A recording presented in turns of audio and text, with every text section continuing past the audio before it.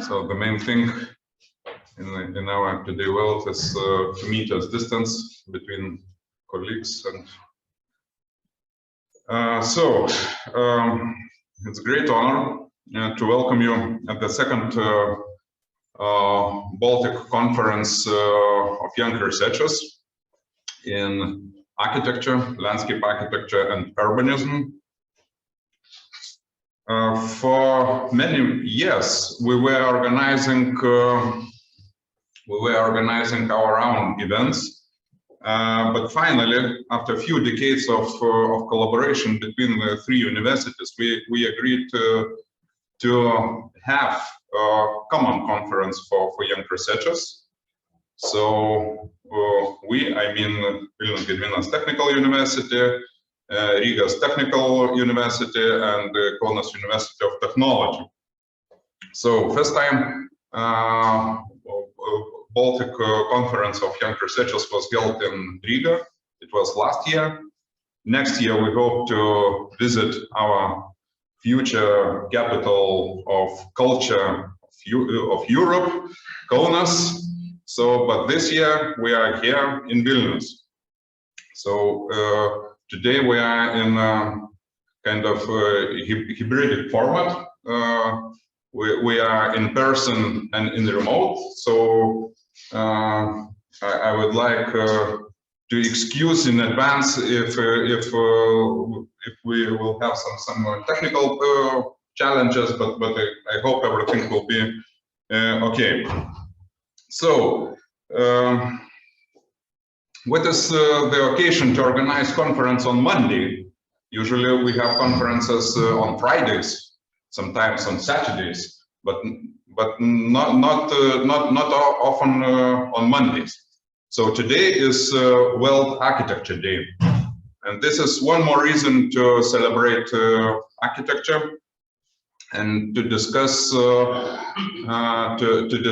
relevant questions of housing, of public spaces, of climate change, and other questions of architecture, landscape architecture, and urbanism.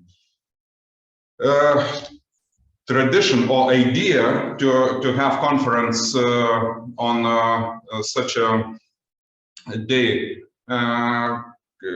goes back to 2014, when head of Chamber of Architects, Daiva Veličkaitė, asked us to join to organize conference on this day, on the day of World Architecture Day.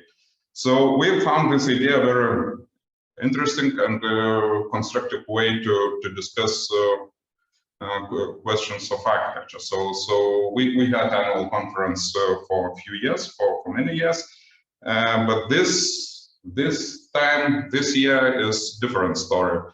This year we give floor to our future researchers, to our young researchers, and so I would like to say that today's the floor is yours. Today we will have presentations. We will have critiques on your presentations. Tomorrow you will have a writing seminar with Ron, and I would like to say you good luck in this today's, and today we also have some architecture tours. What architecture event without visiting real architecture, not just discussing, but also visiting and feeling architecture. So tomorrow we will have a tour to Vilnius Architecture Park. So, as the chair of a scientific committee for arts, it's my pleasure to welcome you in Vilnius. There is deep sense, I think, in joining our efforts and in working in one platform, researchers from different universities and different schools, and probably this triangle is even too small, but we have to start with something. I think we made this jump from our individual conferences to international joint conference, having in mind that current issues in the world that we see, environmental issues, social issues, like expectation of our citizens for higher quality of environment, for sustainable use of resources, and for many, many other things, has brought us to a joint event instead of organizing our own small conferences. We probably have lost something, like we had more events. Now we have one conference. Previously we had 3 at a similar time. And we had an occasion to travel to different locations like Kaunas, Riga, and Vilnius. We remember that we had nice young researchers conferences organized in Rokiškis, for example, in collaboration with municipalities. So I'm looking with deep hope to our very fruitful and professional discussion today, not just listening for presentations, but also giving feedback, both from reviewers, from the appointed reviewers, and also from the audience. I remember taking part many times already in conferences of junior researchers, and when you listen for 5 or 6 presentations, suddenly you notice that almost all these guys have to sit around one table and continue the discussion, because the issues are becoming common between different professionals and different researchers. So there is a deep sense in talking together, listening to your presentations, and then giving a feedback to your colleagues, and also receiving a feedback. So I wish you the most fruitful day, interesting presentations. You could expect very efficient and very useful feedback, both from reviewers and from the audience. So let's start. Thank you.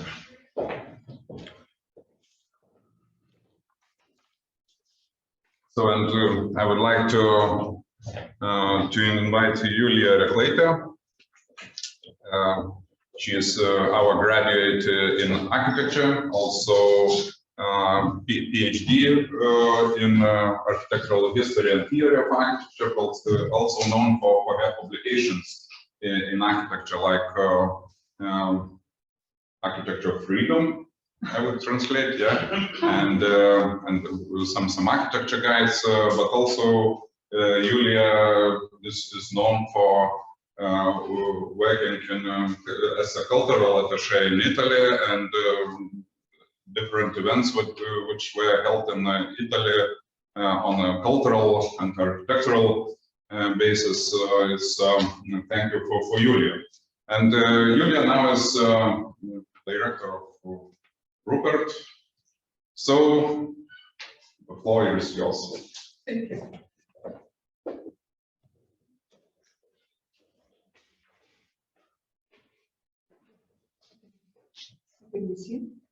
So, hello everybody. It's such a pleasure. I have to say it's an honor to be here. When the Tauras called me a few weeks ago and invited to give a speech as named as a keynote speech, I was really shocked in a way, because they never invited. So it means that I reached some level, and maybe it means that I have something to tell, which sounds on one way rather ridiculous, because I never treated what I'm doing as a step of the career. I was just doing what I'm interested in. And then I started to think that maybe it can be a good inspiration point as well. And it can be a good time for a little bit of a self-reflection, which is always good, to think about studies about academic world and so on, and what it gave to me when I was doing other things. Because from one time to another, I'm stepping to a completely different area in a way. But there is something which unites, and I would like to try to, by telling my rather personal story, to connect those steps and try to explain what this academic research is giving to you when you are doing other things. So thank you, Tauras, for this provocation, for self-reflection. And I have to start with a few cases of my life that somehow took me by the chance to step out of my comfort zone, just because I was interested to do what I'm doing. So first case would be when I was a young architecture student here at the architecture faculty as a bachelor. Just right on another side of the street, where now we have a small museum, there was the last privatized Cinema Lietuva, and their famous artists, Nomeda and Gediminas started to do a protest lab. It was a long-term contemporary art project where they were trying to protest and in the way to research what does the public space mean nowadays. And we as young architecture students were so inspired to step out of our study field in a way, to do things in a real life. And we were so stricken that we started to do some activities there.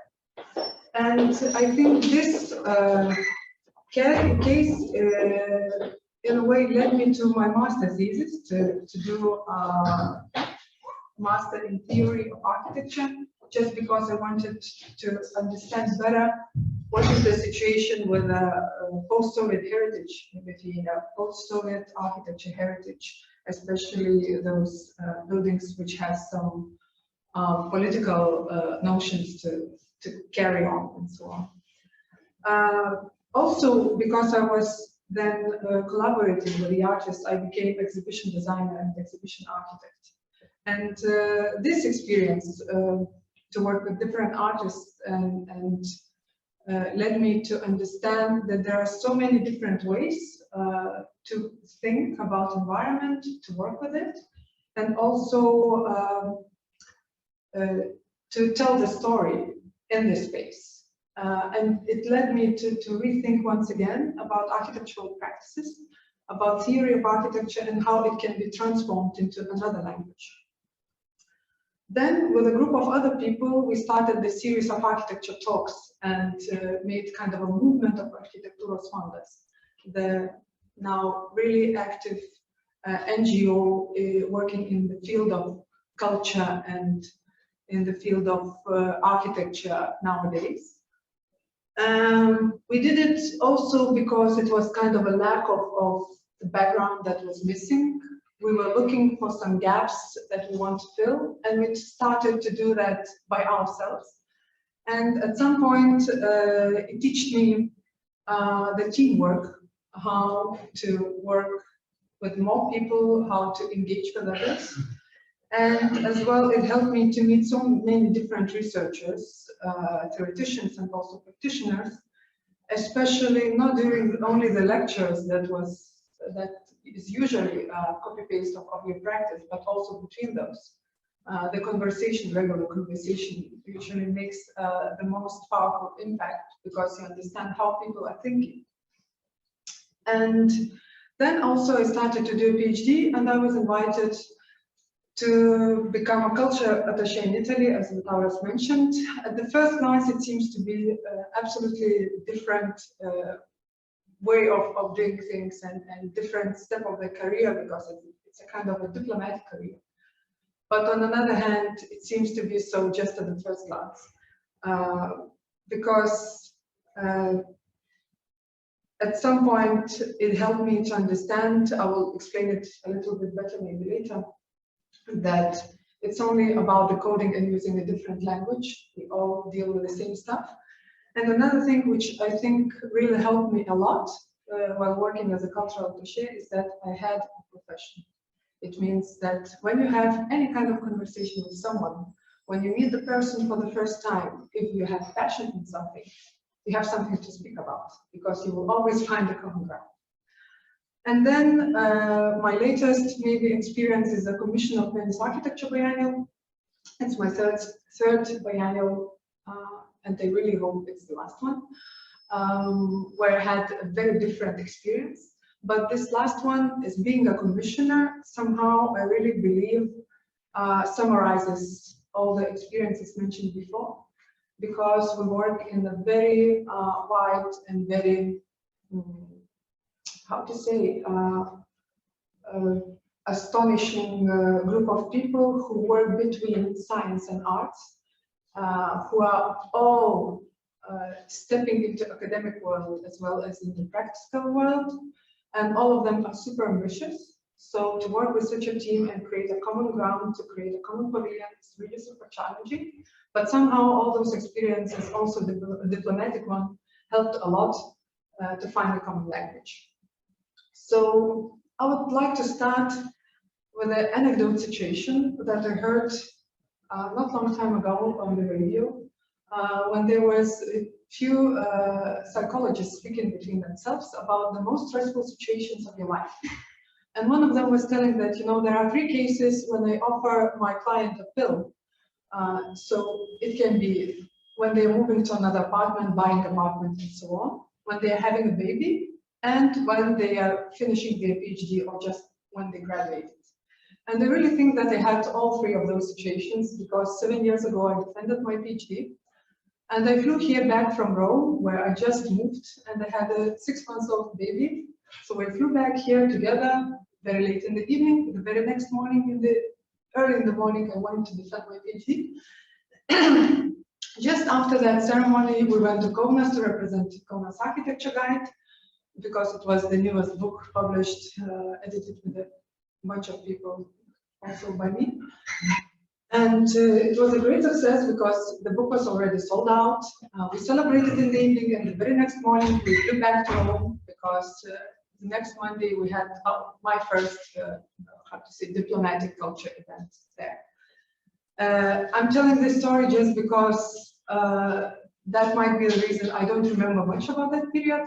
But on another hand, reflecting on the situation, I discovered that maybe it is still possible, all 3 cases at once, because now we're experiencing the same situation again. Because now my husband is on the final stage of his PhD, we are renovating our apartment, and we have a new baby born. So it means that, you know, if stories can be repeated, it means that it's possible to survive all those 3 situations at once.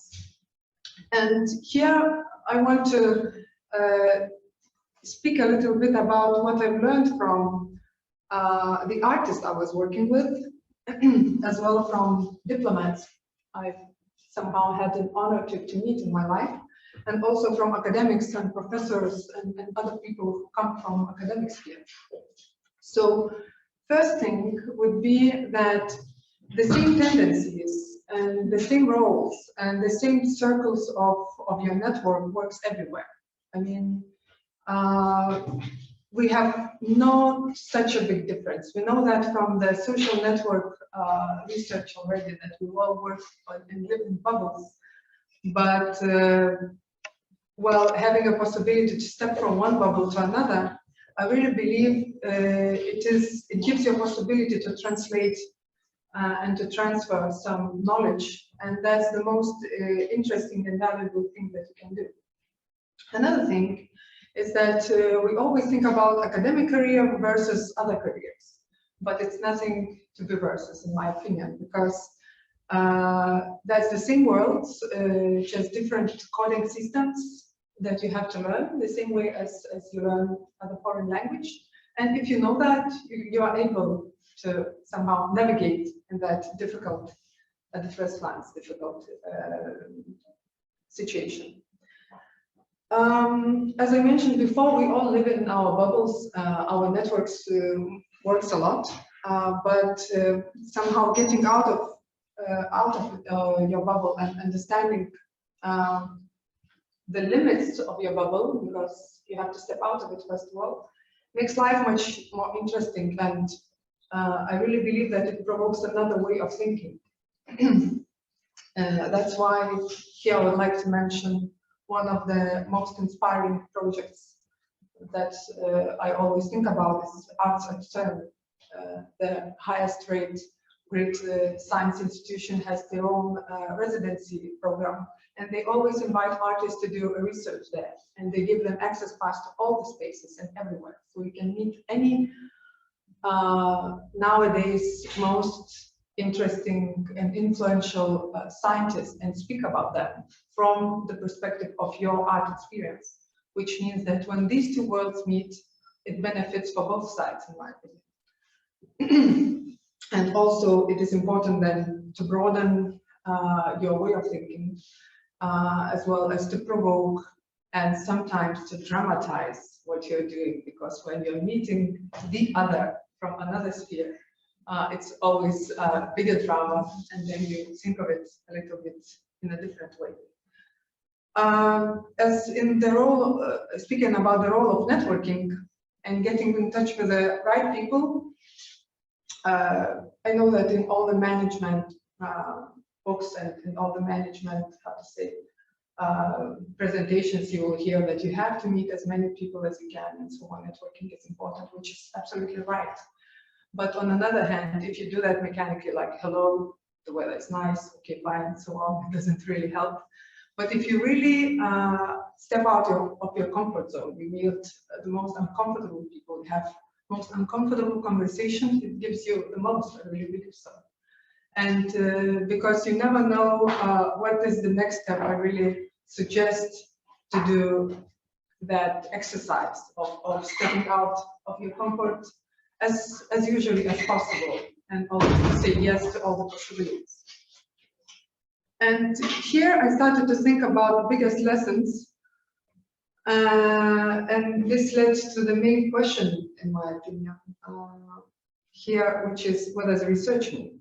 And here I want to tell another story about researching in science, arts, and in the real time, in the real life that we experience every day, starting from, I don't know, selection of the sofa, which is the most comfortable, affordable, ecologic, also ethically made, and so on and so forth. That's a research. While I was working as a cultural attaché, I really remember when I met first Lina Lapelytė, one of the artists who made this famous opera Sun and Sea. And she was telling her story. She started as a violin player, first of all, and then somehow she decided to study sculpture in Royal Academy of Arts in London. And she did that, treating sculpture as a piece of music or a piece of the sound. And then when she came back to Lithuania, she entered the Composers Union. And she told that all those steps were part of the research, because she wanted to test out, you know, how much she can do and how far she can go and where are the limits in a way. And I really believe that these exercises at the very beginning made her one of the most influential artists of the world nowadays, because she, together with other two artists, they made the opera, which is now traveling around the globe and is always named as one of the most influential performances in the last 10 years. So here, my, how to say, thinking goes to the question of how the artist world, as well as how science world, is questioning the reality, because they both do in the same way. There is something super in common. They're questioning the reality. The only difference is that the science, somehow, in my opinion, they question the reality to change it, to transform it, and to find the pills, to find solutions. While in the arts world, usually it's interesting and it's enough to raise the right question. But when you joined those two possibilities, it gives you different ways of being in between, and I think it's super helpful to jump from one side to another. Because as well, I have to emphasize here that the most influential artists and the most influential, you know, curators or whatever, they all do live between academic sphere and their practice. Somehow all of them has a touch with the academic world, somehow to keep the relation with it. So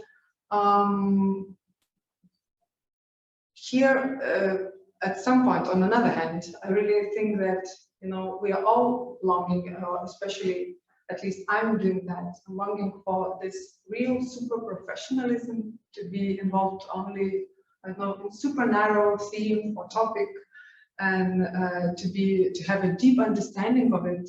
I really believe that this is something that we all long for, because I also read somewhere that, you know, the biggest discoveries of 19th and 20th century couldn't be done nowadays, because then people had the possibility to think about something for half of the year, and now we are disturbed every 5 minutes by a lot of other questions. But nowadays, reality really requires a lot of multidisciplinary approach, a big openness and adaptation, to be flexible and to adopt to the new realities almost every day. But I strongly believe that if you do your research even in a super narrow theme, but if you're able to widen it, then broad and general understanding of the subject can be transformed into something else. And it can be the best way to live in today's realities, to find a place, again, between that academic world and the reality, which doesn't have that big difference. And also, I think that this difference between theory and practice led us to the biggest crisis that we have now. Because at some point, this COVID situation and this ecological crisis shows us that somehow the science was vanished from our nowadays, from reality, basically. Any political decisions were based on the scientific research. And only now, after living in such a reality, we started to question those things. And we started to go back and to think that, you know, that maybe the science is not taken into consideration, not sponsored enough, and so on. And the biggest movement and difference, in my opinion, is that from being supported by the statal requirements, by the state, now it is usually supported by private institutions and so on. And that's how our, how to say, the powers are shifting in a way. And that's what is making our reality super different. And here, I always meet a lot of people who always ask me to start PhD or not to start a PhD. Nowadays, it's a very, how to say, reliable question, because I have to mention that, yes, scholarships are rather high, and it makes a reason to think again, maybe that's a time to do that.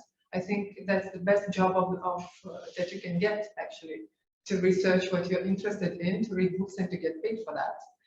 But on another hand, I really think that to study PhD is something that has a lot of ideology in that. You cannot do that without being a little bit naive, being a little bit idealist, and to think that, you know, you can change the world, which is that you discover after, which is not the case. As well, there is a lot of criticism for studying PhD or doing PhD work, is that the ones who are doing that, they don't belong to the market. That's why they find a place in academic sphere, which is also sometimes the truth. On another hand, for them, I really believe some academic world seems to be less chaotic and more structured than a real life. Or at least from the first glance. Later on, you discover that that's all the same and depends on the people. But here I want to emphasize that it is important to keep that relation between academic sphere and between whatever you do, always remembering that somehow nowadays crises are here because of neglecting the science in general. So the question of why not to enter to PhD, the question why yes, I always transform to why not, because it gives you much more. And also those, how to say, sleepless hours and nights and so on helps you to find the ways to organize yourself a little bit better. I really believe so. I also think that PhD in many cases helps to postpone your main decision what's next. Because for a lot of us, when we finish our studies, it's very difficult to step out and to think about the next steps. It seems that, you know, the most interesting period of the life is over, which is not the truth. But I think it's a huge privilege to stay the student. But here I want to remind that, you know, the biggest achievement would be to study for the rest of your life. And to train your brain as much as you want. And I think the most meaningful thing in doing that, to somehow dedicate at least some of your time to do a proper research, is that it helps you to concentrate on long-term goals and to seek for undeniable truth, and also to rely on someone, with some people who are working, you know, in highest level of knowledge, And that's the main answer for the question or for the reason why you're doing that.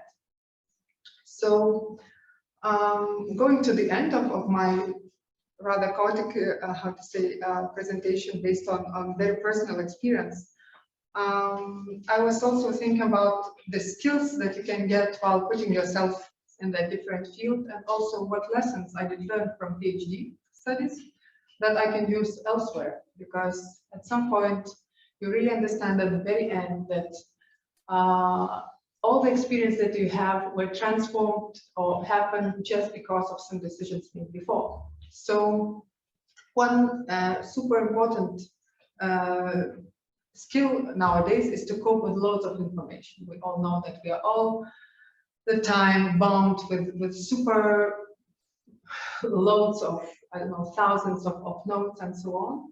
So to be able to cope with that, I think, is the question of the near future, and also for our kids and so on.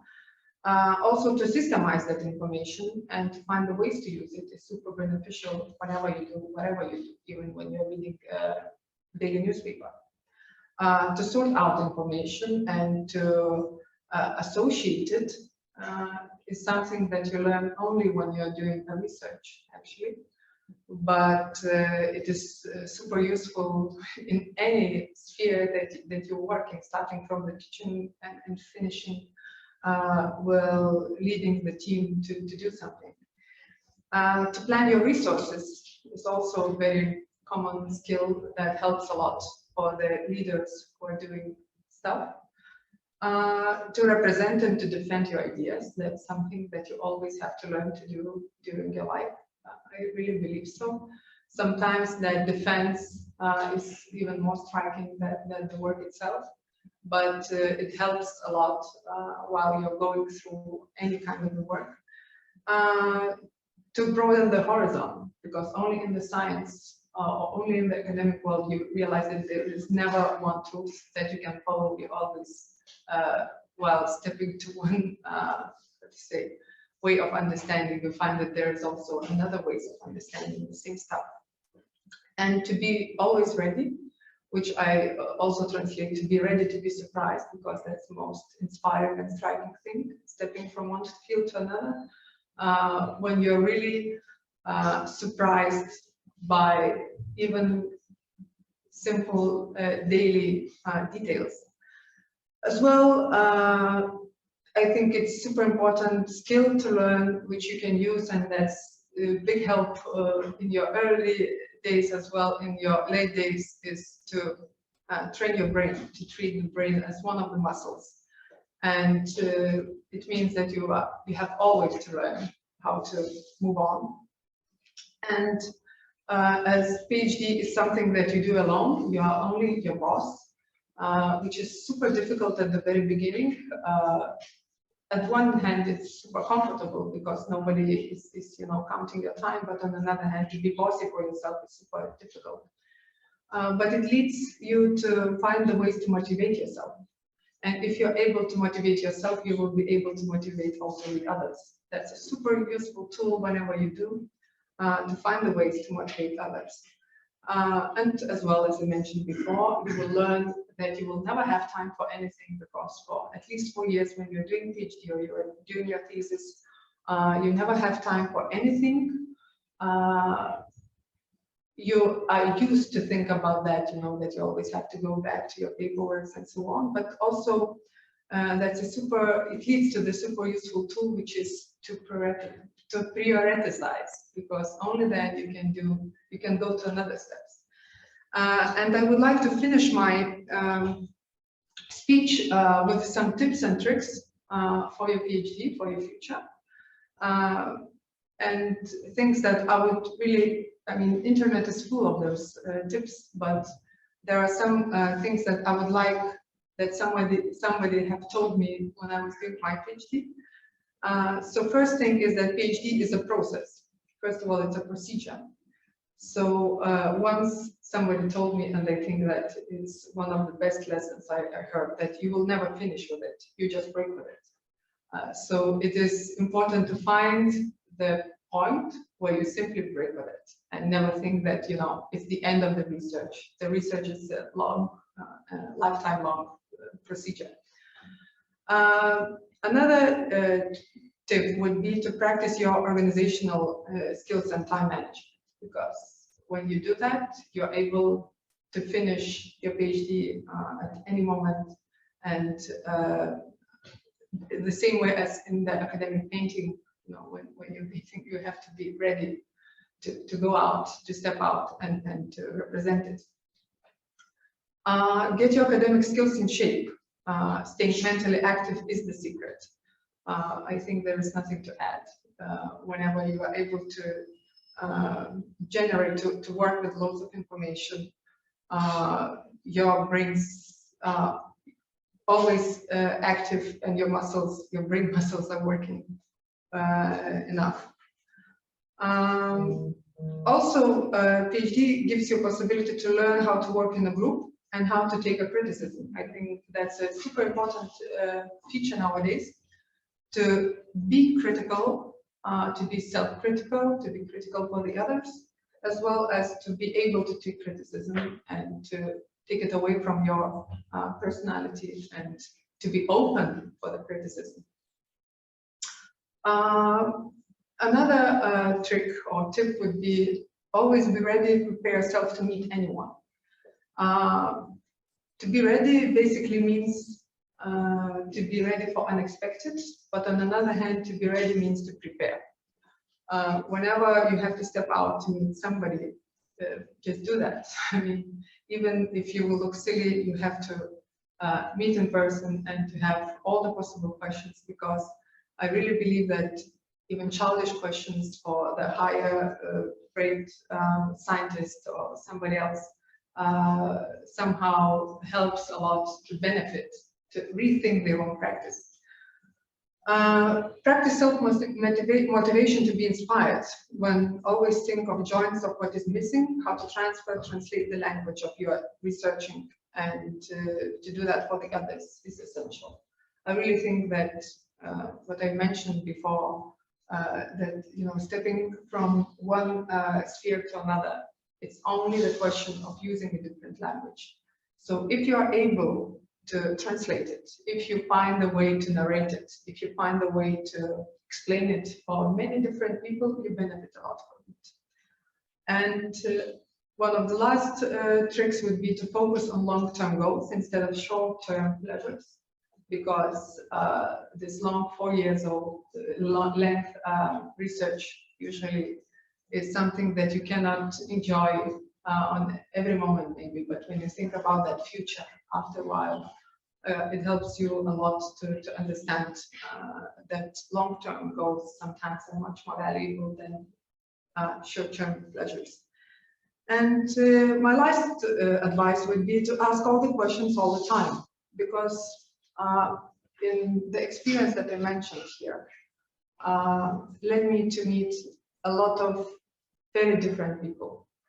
And I think the most interesting people, the most influential people that I worked with were the ones who were the most curious ones. So thank you.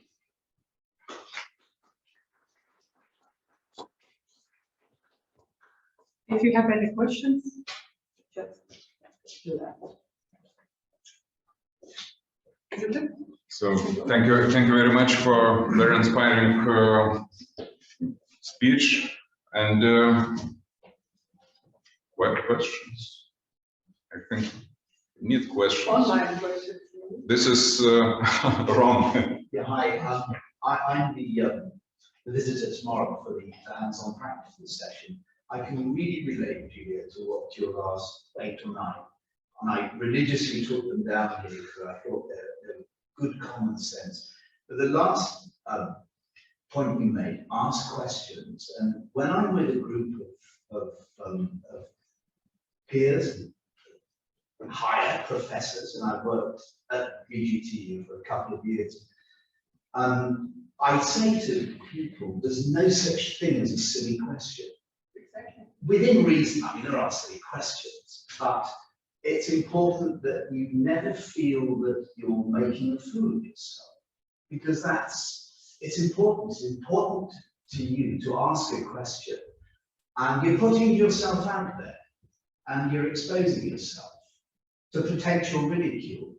And I think often that is something that holds us back in our learning. And I wondered if you've got anything more to say about that. I just was really inspired. I just read the diary of the artist who was doing a residency at CERN. So for him, it was super challenging to meet a lot of scientists there. And his advice was also to be ready to raise any questions, because at some point, you know, these are the highest possible scientists in the world, and they're super clever and so on, but they don't know what you know. So his advice was to start with the question, what if? Because that's one of the easiest ones. What if you have all the resources in the world? What do you do? What if your research turns into reality? How does it change our reality and so on? So not to feel full around it, but maybe to take it in a creative way helps to get rid of the stress of the distance. And I also think that it's valuable also for the one you are addressing the question to be somehow investigated, because then they have to rethink their own practice. If they are clear enough, if there are something which is missing, and so on. So if somebody is giving you time, you have a right to ask the question. That would be my answer. But that's not easy one, especially for our mentality, because we never learn to do that. But I also know that in I heard about that. I don't know about that for sure. That in the different education systems, like in Jewish schools, they get marks not because of the answers, but because of the questions they raise. It shows the way you think when you are able to make the question out of the topic that you just heard about. Sorry, just one last thought about that. I've spoken with a number of people already before this conference this morning, and I know there's some anxiety about getting up there and giving this talk, and that's only human. But I reassure people that nobody in this audience is sitting there willing them to fail. They're all behind you. They're all wanting to get something out of that talk. So that's what I think we'll encounter today, and hopefully we'll talk about and do something about tomorrow, is that people are on your side. Yeah, because that's not a judgment, and that's a celebration. You have a chance to speak about what you're passionate about. I mean, you can treat it as a great possibility to share. That's it. So thank you for. And best of luck with that. Thank you very much. And I think we will have time for discussions also later, and questions are crucial and important. And for doctoral students, you have the only possibility to ask, because all the rest of the day, everyone will be asking you. So, but what to do? We are learning. Okay, so now I would like to announce that we are starting session 8, and I would like to represent moderator Eglė Navickienė.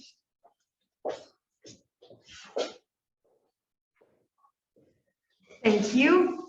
Hello, everyone. It's so nice to see you here, those whom we can see, and hello to those who are watching us online and taking part in the event in such a hybrid way. So our conference is a junior researchers conference, and it's a bit specific format that is different from typical scientific conferences, when we are listening to the presenters, and presenters explain about their research and their findings. So it's kind of one way, one direction communication more. In this conference, we really expect two direction discussion, as while afterwards when presenters give their presentations, we really expect a very fruitful feedback from two persons who are deepening into your works much more thoroughly, and from the others. So this is the time, like you said, to raise questions and to get the answers. If you feel that these 15 minutes for the discussion, for the feedback, are too short periods, so of course we have long coffee breaks, we have lunches, we have excursions, and we have much more time together.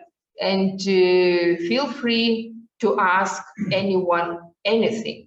Yes, so this is the time to communicate and to discuss all together. So let's start with the first presentation, the first PhD student. And Goda is our university representative, Goda Sūdžiūtė, and the title of her presentation is Ethnocultural Symbolism in Public Spaces of Lithuanian Cities. And one more remark before you start. We would like to ask each presenter to give a very, very short introduction of himself. What is the title of PhD thesis, which year, and how this research that you are presenting today, how it fits into your research and into your PhD thesis.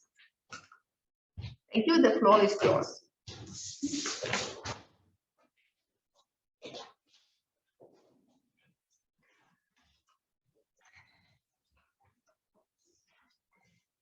Sorry, we're having some technical issues. I might disappear from the screen from time to time, but first of all, good morning. Thank you for coming here to this conference itself and listen to the presentation that I'm about to give. My name is Goda Sūdžiūtė, and as a second-year doctoral student under the guidance of Professor Matijs, I'm working on a dissertation that analyzes the change of symbols in public spaces in the context of Lithuanian cities. And while it focuses on quite a few aspects, from the use of symbols in different periods of time, thank you, to specific ethnocultural regions and the differences that they provide,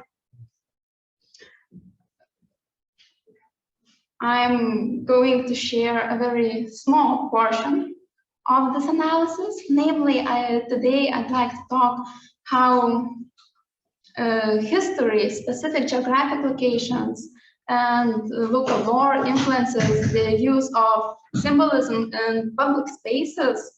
And while discussing all Lithuanian ethnocultural regions would require an extensive analysis and therefore a lot of time, in this case we'll be talking about more prominent features with some specific examples. And to paint the picture of how and why symbolism is a topic relevant to our discussions today, both in urban design and architectural design fields, all we have to focus on is the meaning of architecture itself. Architecture is regarded not only as a design of physical space, it's also an expression of thoughts, of beliefs, of ideas. And these various concepts, they are represented in the form that communicates to the user of the space itself. As Christian Norberg outlines, a place is defined by two aspects, and that would be space, which is an organization of three-dimensional objects, and character, or rather the overall feeling, which is the most prominent aspect of any specific place. Due to our communicative nature, we people find meaning and reason in everything we see or experience in our daily lives. And architectural environment is no exception. In addition to perceiving the functional and aesthetical value of a space, people can feel indirect meanings of universal ideas or phenomena that aren't directly related to the space itself.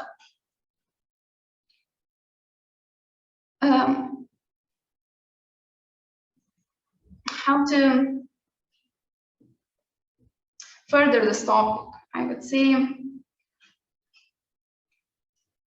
mental images that arise in our subconsciousness when we are experiencing some sort of space, they are a form of communication. They give an observer an opportunity to understand the encrypted meanings. And we experience that through our personal beliefs, ideas, through our upbringing, and also the encrypted associations in our collective memory. And so the perceiver interprets the knowledge hidden in compositions or forms. And so the connection between the symbol and the meaning is imperative to create a meaningful impact. In the urban environment, symbolism exists not only in the form of sculptures or decorative elements or even plants, rituals, myths, names, festivals. All these phenomena can be named as symbol bearers. And various combinations of these bearers form the character of a specific city or territory. And as a result, although urban spaces are constantly changing, and sometimes these changes take place very rapidly, some features of local identity remain stable. In all likelihood, myths, they have the most significance towards urban symbols and all regions. Myths are usually associated with an archaic perception of reality. And so it has often been argued that myths eventually will be denied by some scientific discoveries and become an aspect of the past. However, due to the effects myths have on our mental well-being, it's not happening, it hasn't happened, and it's unlikely to happen in the future. Myths are seen as a medium that acts as a protector, as a mediator between various world factors and human consciousness. Carl Gustav Jung has said that the image of mythology and religion is necessary for positive life establishing purposes. And so our outwardly oriented consciousness focused on everyday needs, it can lose touch with our inner forces. And correctly understood, myths are a way to restore that connection. On the other hand, myths are regarded as human-controlled means of communication. According to German philosopher Jürgen Mittelstraß, the science of modern mythology will still presuppose that myths have remained an integral part of human existence. They are simply not understood directly. In fact, contemporary myths, they embrace the fact that they have a fantastical nature. And overall, it would say that myths can be described as visual allegories, expressions of life, and they undeniably reflect the material world. while at the same time they strive to remain conscious as logical reasoning has become our aspiration. And probably the question arises, how does this reflect in a public space? Well, according to American philosopher Charles Sanders Peirce, based on this view that myths are a form of communication, our cities look like a modern transformation of Stone Age caves. Villages, towns, cities, they share the same purpose. First of all, these places have been and continue to be a refuge from the outside world. Secondly, all these places encourage people to create signs, not just in the written form. To be more specific, this is one well-known symbol of Vilnius, an iron wolf. It's a figure in a legend of the city's origin, and it plays a role of a symbol bearer in itself. Since the wolf represents a strong capital, its howl is this capital becoming renowned all over the world. And the myths of the city's origin are immortalized in a sculpture of Sapiegas Park in Vilnius. It's also used in the name of the second longest street of the city. It's referred to in names of the Riflemen's Union and various sports schools or teams. The symbol is reflected in cultural events, in art installations, and graphic elements that use it as city's branding. Another example would be worth mentioning is Šaulys in Šiauliai by Stanislavas Kuzma. In the spirit where the sculpture has been erected, the runic marksman was meant to be perform a function of a sundial. And so 3 main symbols of the city are encrypted in one place, in one space, and one object. And that would be the sun, referring to the Battle of Saule in 1236 that took place in exactly that region. It would be the marksman associated with the origin of the name of the city, and also the passing of the time itself. And so this object is one of the most vivid examples of a specific place, a specific myth and historical facts merging into something that marks the city itself. In this case, however, the historical aspect is the strongest, as the symbol of the sun is the most often incorporated in the city's public spaces. In addition to already mentioned sundial square, there's a well-known square with the sculpture Oļha by Gediminas. And in the plan of this square, the pattern of the pavement depicts a symbol of the sun, which leads to the sculpture itself with saying, "Listen to the sun rays in the homeland of secret prayers." In addition to the city slogan, Šiauliai is the city of the sun, similar to the case of Vilnius, the marksman and the sun motifs, they are used in cities branding and in names more than of 500 various companies, businesses, organizations around the city. A little bit different thing. The city and the specific cultural layer is well seen in the interpretation of heraldry. In some cases, as in the city of Marijampolė, the city's coat of arms is directly represented or interpreted in various elements in public spaces. An example covering a slightly wider range is the incorporation of symbol of specific ethnocultural regions in objects with wider semantic meanings.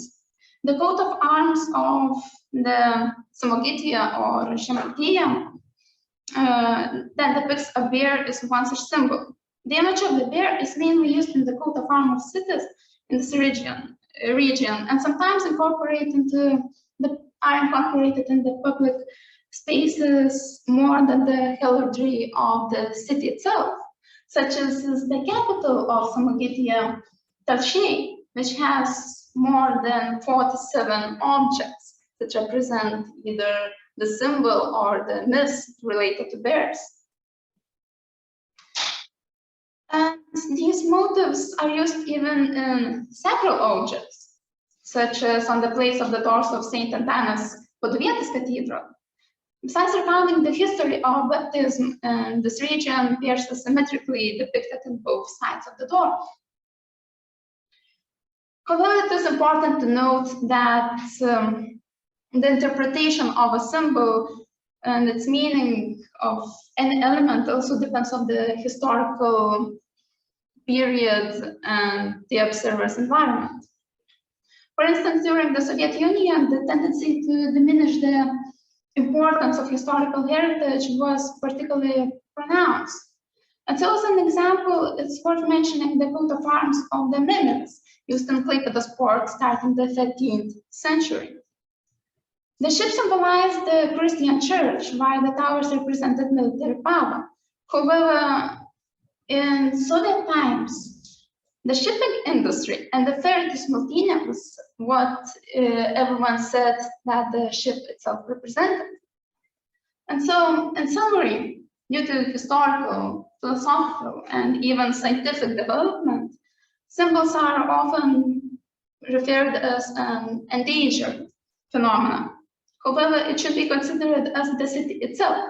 It's a dynamic, it's a changing aspect of life, which can be perceived both as a direct representation in a sculpture, in a facade decoration, and also it's a society-forming process revealed in a common allegorical language about the world and the human. Symbolism remains as an integral part of forming a character of a place and heavily relies on specific cultural forms and layers in local area. Historical events and lore represented in various graphic forms or encoded in elements that don't necessarily reflect such aspects directly. They remain a part of the collective memory and keep evolving along with the space, taking in new forms such as slogans or limited time events or installations. I'd say that exactly this quotation from Umberto Eco, that when semiotics possesses such a concept as sign, it does not act like a science, it acts like a philosophy, and philosophy has a practical power. It combines and contributes to the changing of the world, since it affects the way we perceive our own reality. Thank you. Do you have any questions?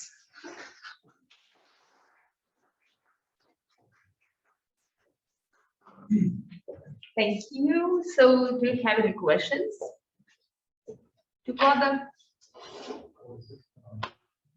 Yes, please. So this one I respond because for later. We will have a specific time for review, so now it's just the time for questions, Okay. if you have some questions. Yes, Kostas.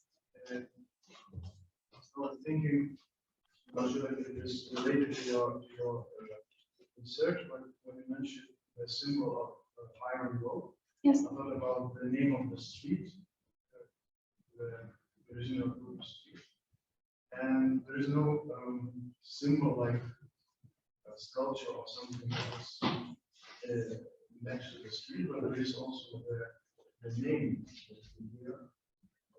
And what would be your opinion? Is it and that would be more important? What would be the relation between the visual symbol and the symbol that is also in the name? In reality, a lot of the symbols are added to the cities in a little bit of a man-made fashion, because they're often related to specific names of places that don't signify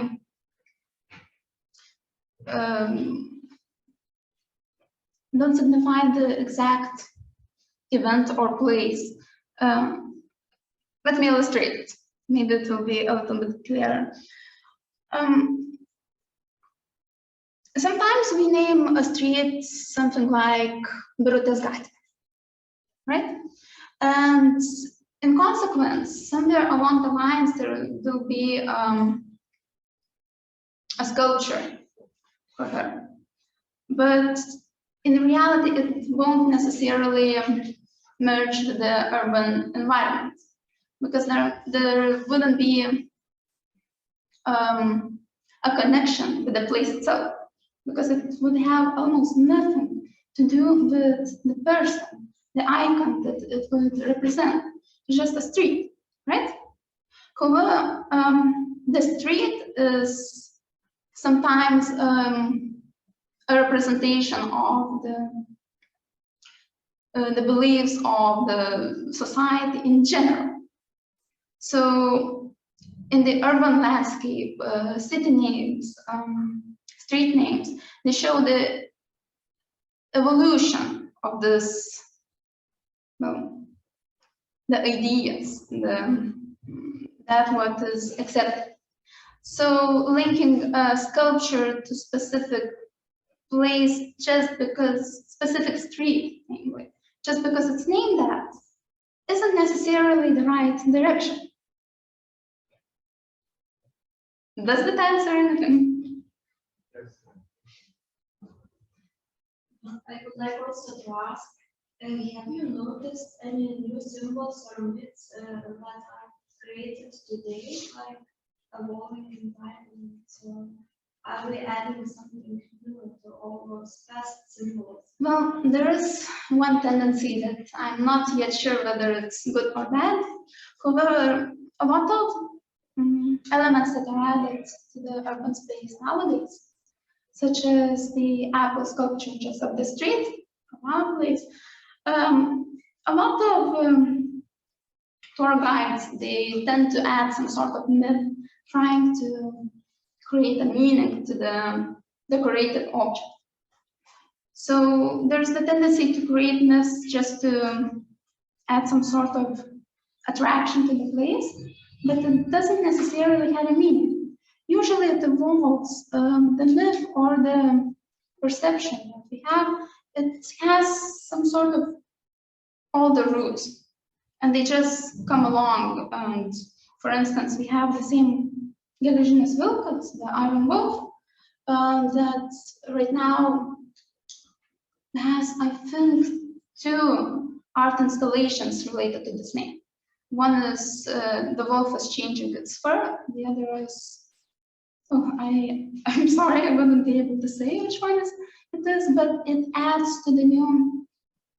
It's mostly just an additional content that gets added to the already existing base. And okay, thank you. Thank you for the answers. So now let's listen to the comments of reviewers. As the event is hybrid, so we have reviews, one online and one in person. So maybe let's start with the online one. So please, Professor Jūratė Kamičaitytė, could you tell your impressions and advices to God? First of all, I want to say hello to everybody. Do you hear me well? Yes. Okay, perfect. And another question, can I ask questions of the presenter? Yes, please. Okay, good. I would like to ask Goda, can you tell me how you understand ethnoculture, just the concept, the notion? yes, How you understand in the context of your research? it's an evolving term that's I'm grasping bits from different descriptions and various sources, but in general, different ethnocultural regions that I'm focusing on are engraved exactly in the way that our country has been already outlined, I would say. Let's take some Gitia or Žemaitija, which has its own either a language, some would say, others would claim it's a form of Lithuanian language. It's mostly embraced by specific historical events, specific lore, that would be myth, that would be partly religion, that would be traditions, local traditions that become specific to more of a region than a specific place that's dotted somewhere. It's not isolated. Yes. Okay, so now I feel better, because as I understood, you understand, you use that broad understanding, not only myths. Why I am asking, because you said that in your short description, what you are going to present, I would like to discuss 3 aspects of symbolism, like the impact of history, the specifics of geographical location, and the influence of myths. And you concentrated on myths. Of course, I don't deny their importance, but actually probably the symbols, even ethnocultural symbols, they are derived not only from myths. So my advice to you would be maybe to use the theory of Tom Turner, which proposed it actually not now, but quite long ago, in the end of the 20th century, in 1995 exactly. In his book, he presents that broad understanding of, in general, environment using the pattern theory.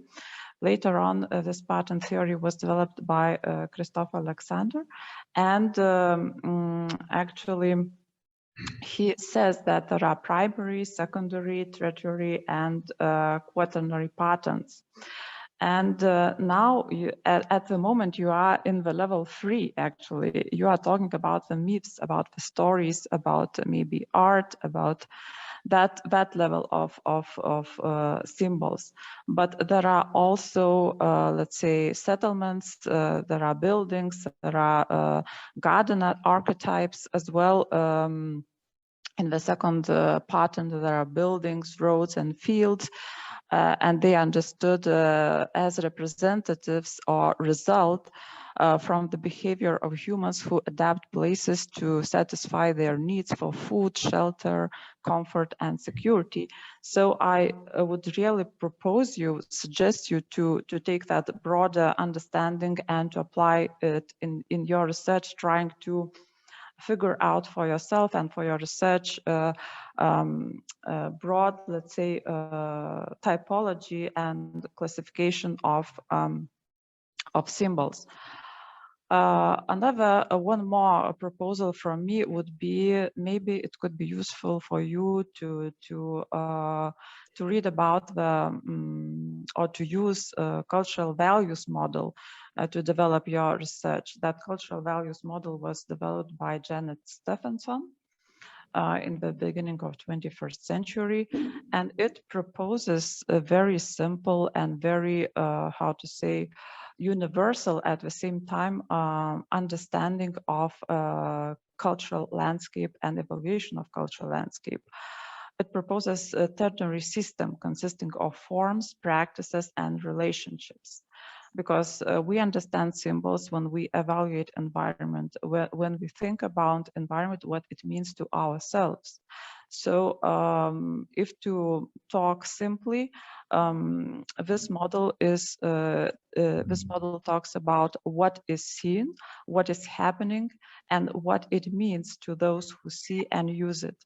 So that, let's say, cultural values model, again, it could be useful for you and it could broaden your research.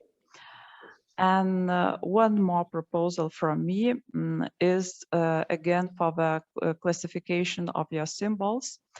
Again, we are dealing with public spaces, and public spaces are a big part or the main part of landscape. So usually here, not usual, but here you can use the classification proposed by Cole, who developed the theory of cultural historical artifacts, and he proposes to classify the symbols into iconic, conventional, functional, and natural.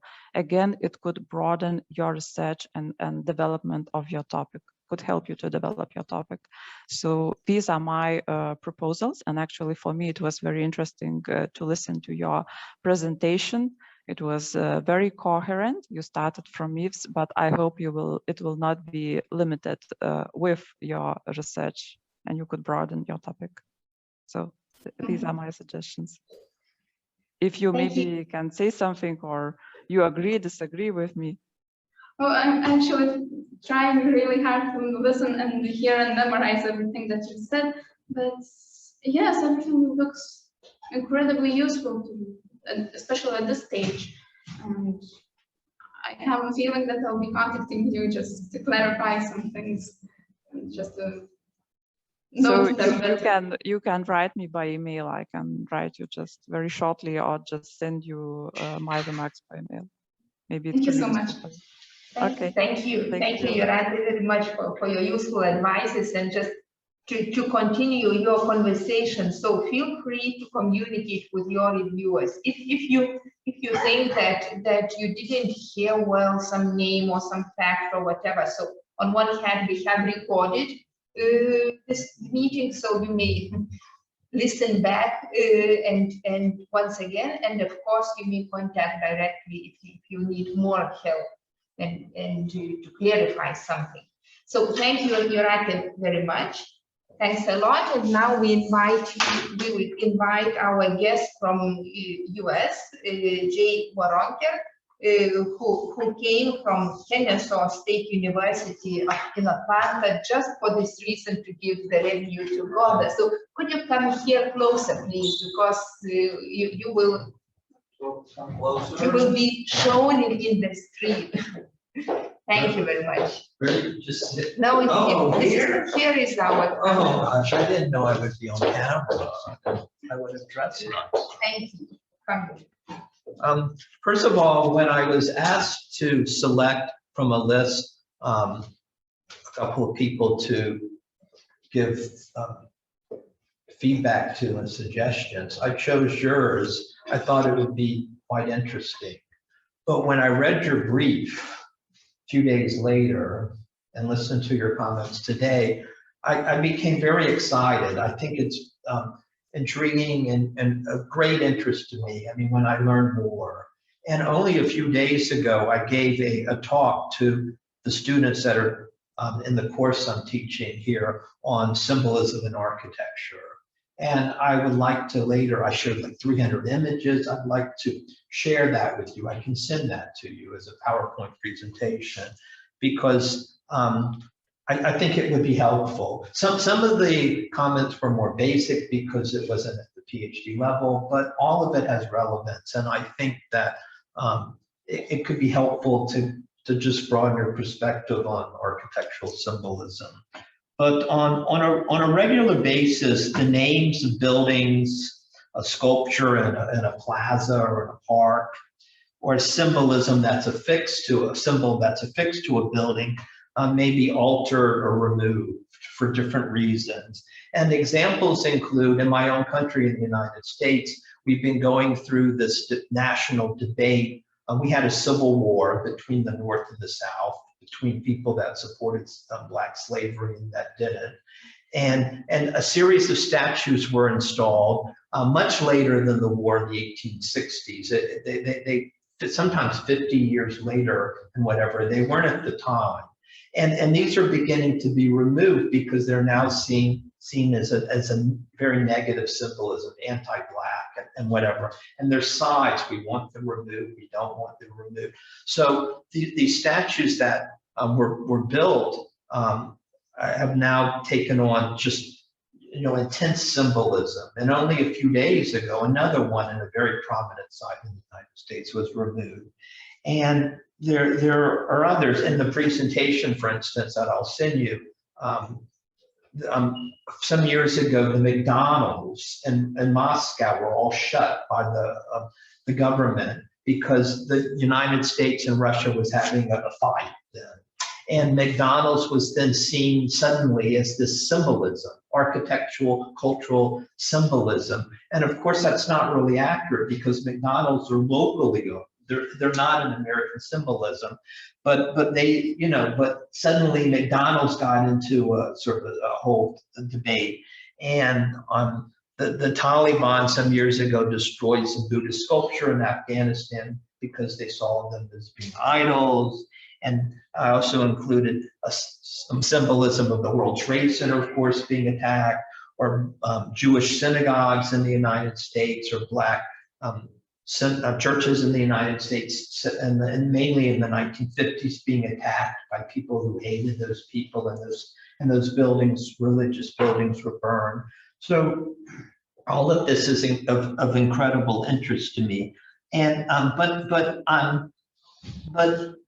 my point is that like things attached to the buildings or sculpture in a public park may be removed, but buildings tend to not suffer the same consequences in many ways. And what I mean by that is that that Soviet period buildings, they're not destroyed. A statue may be removed, but the building itself remains after changes, basically intact.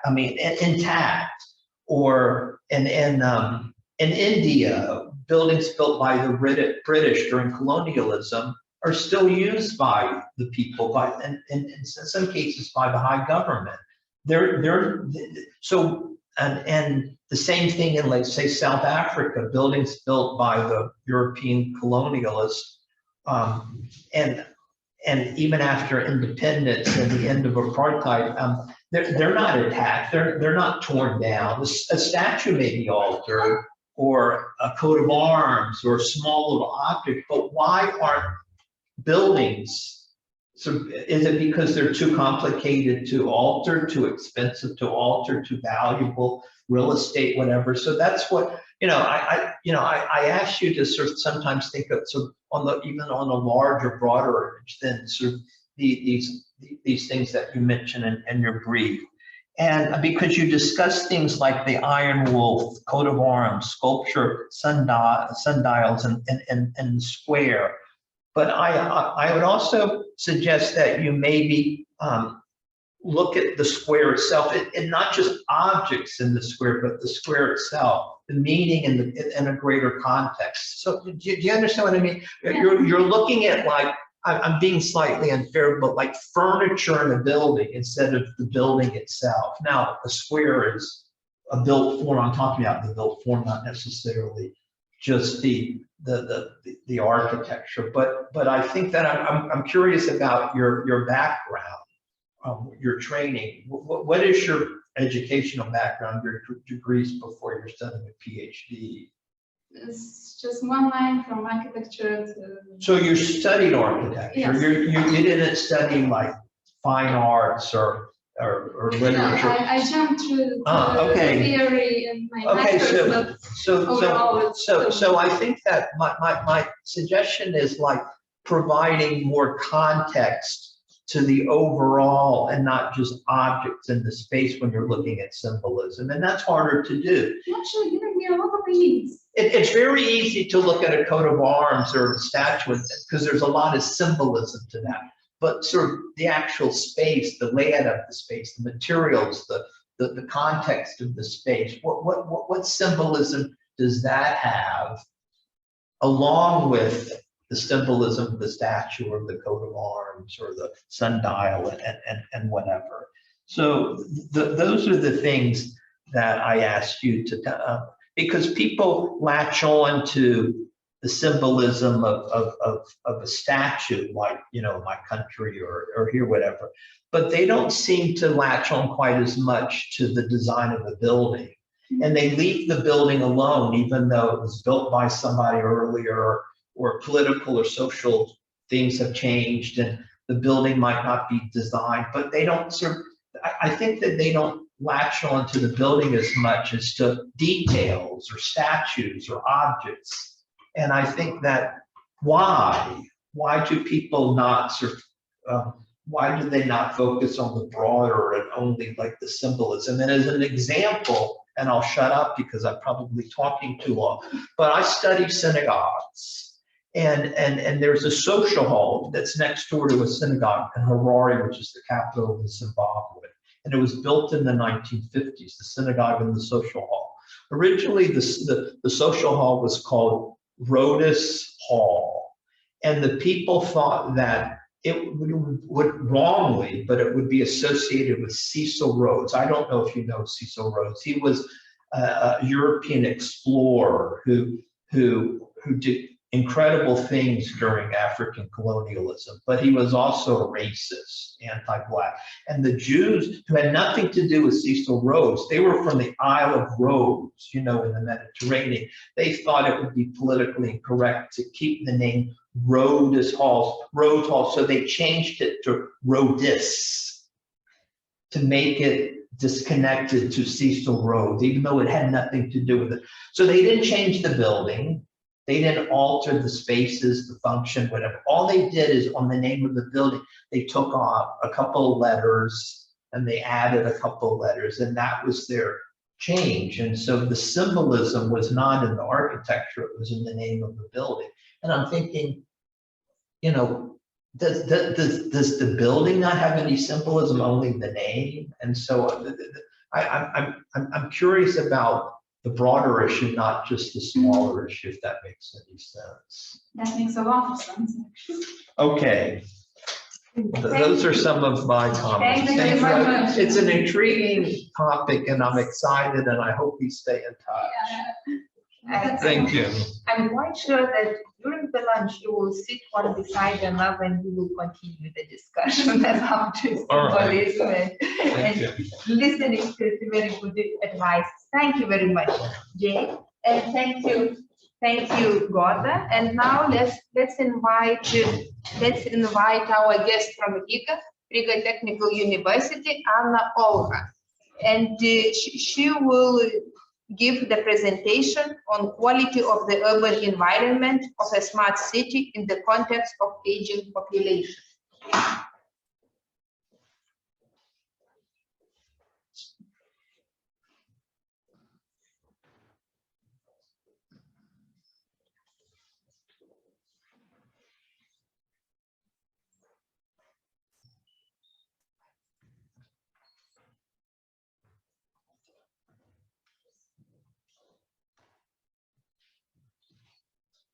Good day, dear audience. My name is Anna, and I'm the second-year PhD student from Riga Technical University, Faculty of Architecture from Latvia. My PhD thesis is related to study of adaptation methods of existing living and urban environments to the global aging trend. And the supervisor of my PhD thesis is Sandra Treya. But today I will be speaking about meeting the needs of an aging population, the planning of a smart city in today's urban environment.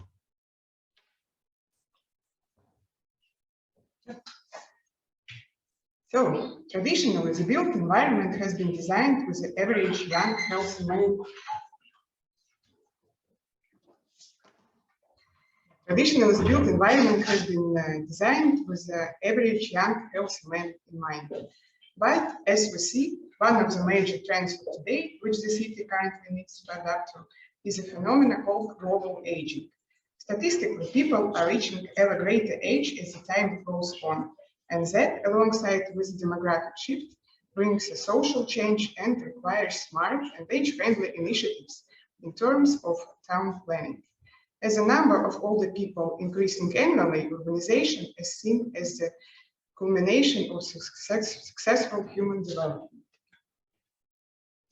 Already today, the cities are home to 55% of older adults, and the figure is expected to reach 68% by the year 2050. This design of our cities calls for implementation of more adaptive, age-friendly approaches. According to Organization of Economic Cooperation and Development, the population share of those adults who are age 65 and over is expected to rise to 25% by the year 2050.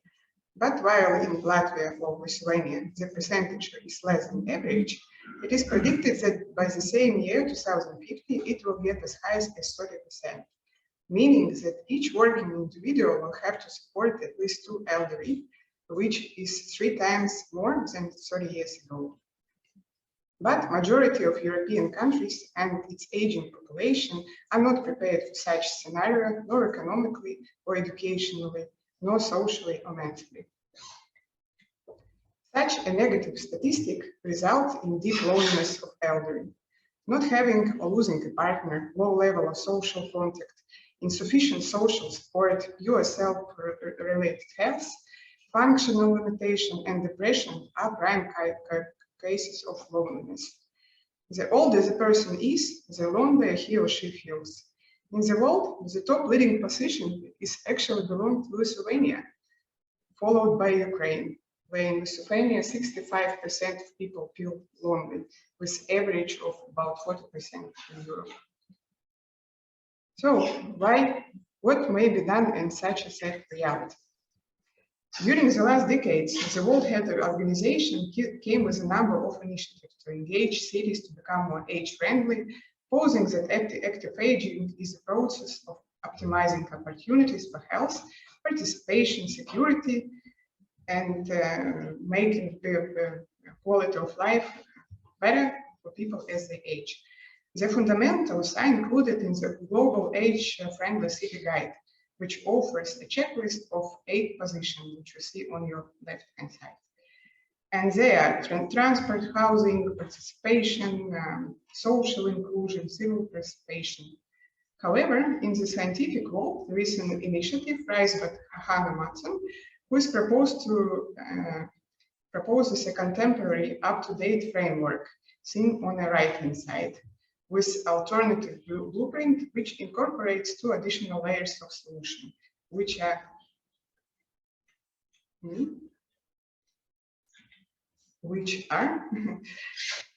technology-related features and physical space, which relates to architectural environment. The more advanced in implementing the age-friendly cities concept have been Nordic region countries, where already today take place a number of age-inclusive city initiatives, such as car-free livability program, universal design principles, participation and democracy, the disability agenda, and consulate for youth and seniors, and some other things, useful things as well. And in accordance with those key features, Nordic countries elaborated their own joint Nordic Smart City model. There's a few more examples, not only from Nordic countries, showing how the universal design may be implemented, and then it's more than deeper than accessibility. The relation between public and private space has shaped cities throughout the history and has been at the center of their social organization. During the 20th century, the role of the public authorities in the cities has been undermined, while the development companies have been growing in size and complexity. Following the American way, many small shops were overtaken by huge commercial giants, the malls. Contemporary shopping center became a new kind of social capital, where citizens prefer to spend their leisure time, especially when the weather conditions outside are bad. However, there is a hope that new communities with strong placemaking principles, like walkability to a social infrastructure, including shops, will stimulate the private-public partnership in the context of development of urban spaces. For instance, in Latvia, in the year 2020, the city authorities implemented the idea of summer city as a part of an experiment and allocated 1 month to a Tērbeta street and gave it to pedestrians, cyclists, and merchandisers, but on the weekends organized varied cultural program. Along the street, green terraces and cafes have been created. In addition, free Wi-Fi was available throughout the whole street. In the following year, this summer, the experiment stepped even further. Riga municipality complemented last year's experience with multifunctional sitting platforms, thus made accessible platforms for citizens with and without disabilities. Public spaces in the city may be regarded as one of its assets, also called social capital. They can act as integrational platform for residents, especially those who are older. However, it could be argued that social capital is also a process, constantly producing mutual networks and norms.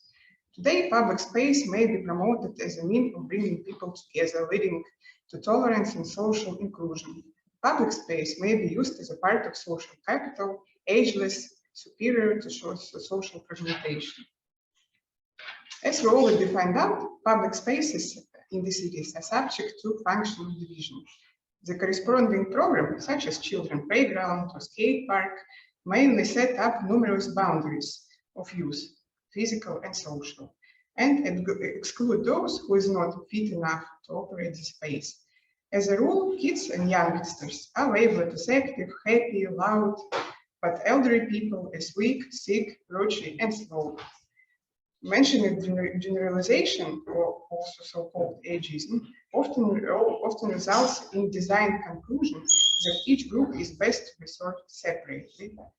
Thus, the material space in which we live, work, socialize, and leisure are age-graded, and in turn, age is associated with a particular place and space. When functional elements of design are used in a way that different groups are held apart, it abstracts people from coming to contact with each other and inhibits intergenerational contact. Public space is a place accessible to all citizens for their use and enjoyment. It is important to urban sociologists who recognize that it serves as a setting for community activities or public life, such as meetings, sports events, or informal gathering. Public space can provide a unique, identifiable reference that reinforces a sense of belonging to the community, which is extremely important for elderly. In contrast, a private area is open to those permitted by a law or custom. It's restricted private house zone as well. Private places are protected and separated by a complex of system of signification by special means, such as signs, boundaries, fences, walls, gates, or by temporary means, such as predetermined working hours. Also, in cities, sometimes it is hard to vary how clearly defined the space is, since not every spatial experience can be distinctly read as private or public. For instance, how private is a public backyard next to the entrance or the bench where the ladies are chatting? Such in-between spaces bear significant potential for community life, especially for the aged population. Social doings and preferred use of space can be very powerful in terms of design. As a sample, let's have a look on the green lawns in the public parks. Some time ago, lawns in Latvia were prohibited for walking and sitting.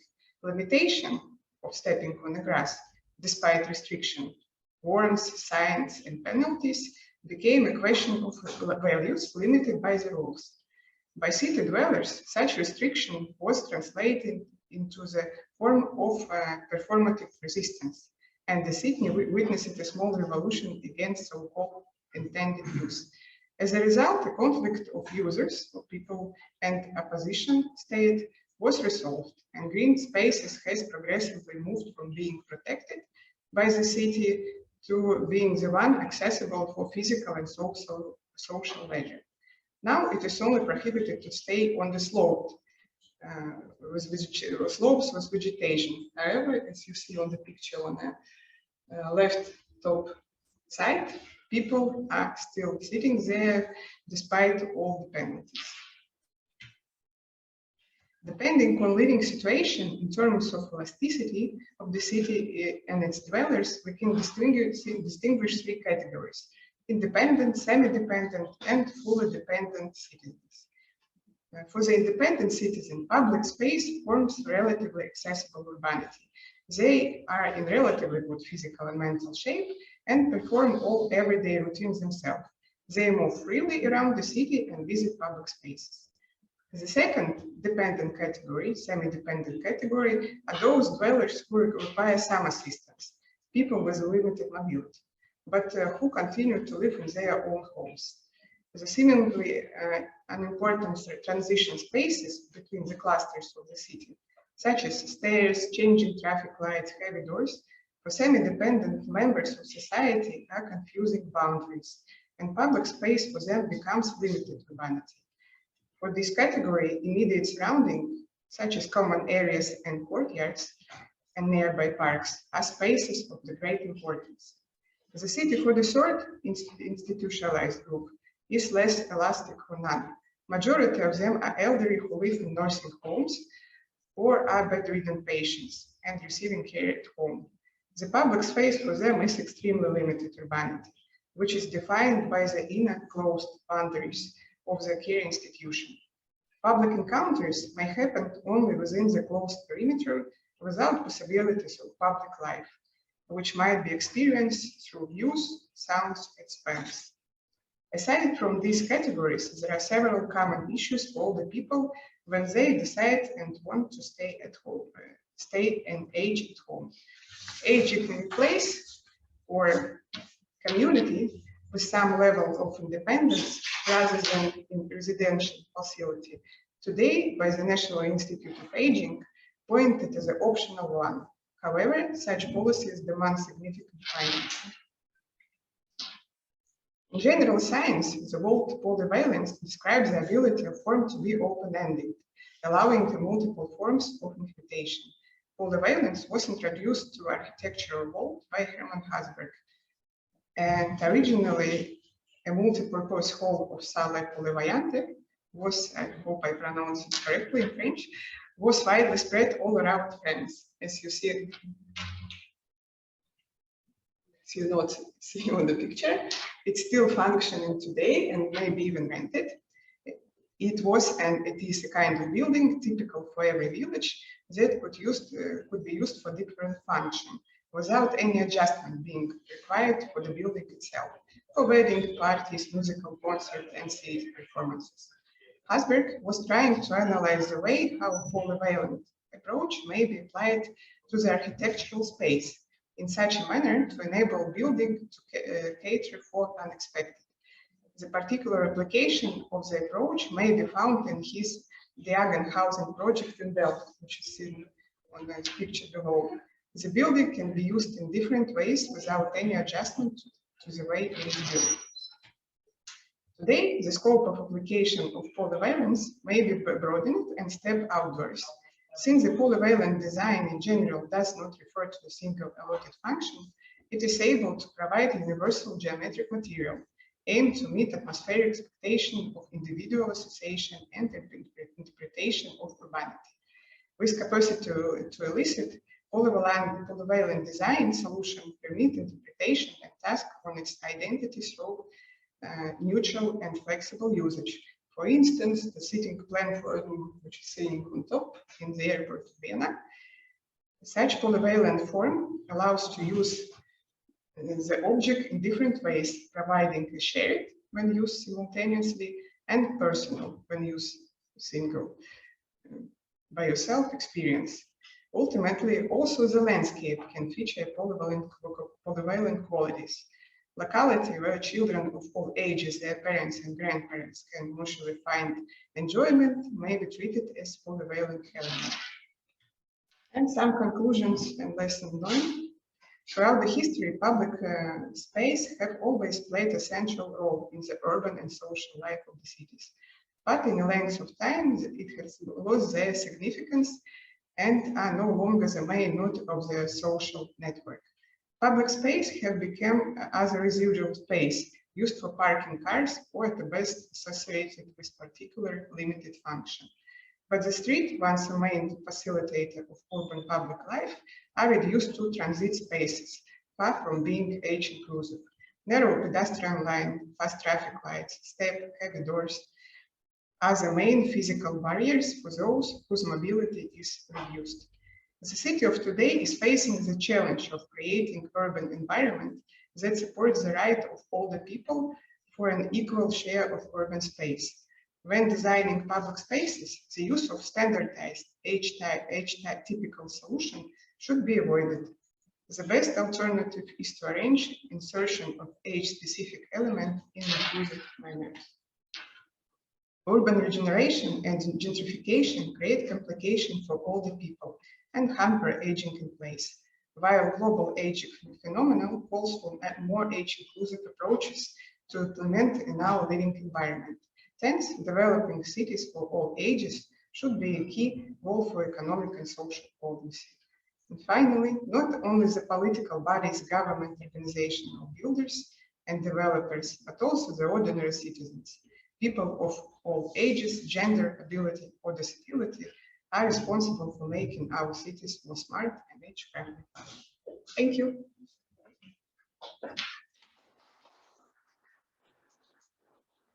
Thank you, Anna. We have time for one very short question and very short answer. Who has the question? Yeah, yes, please.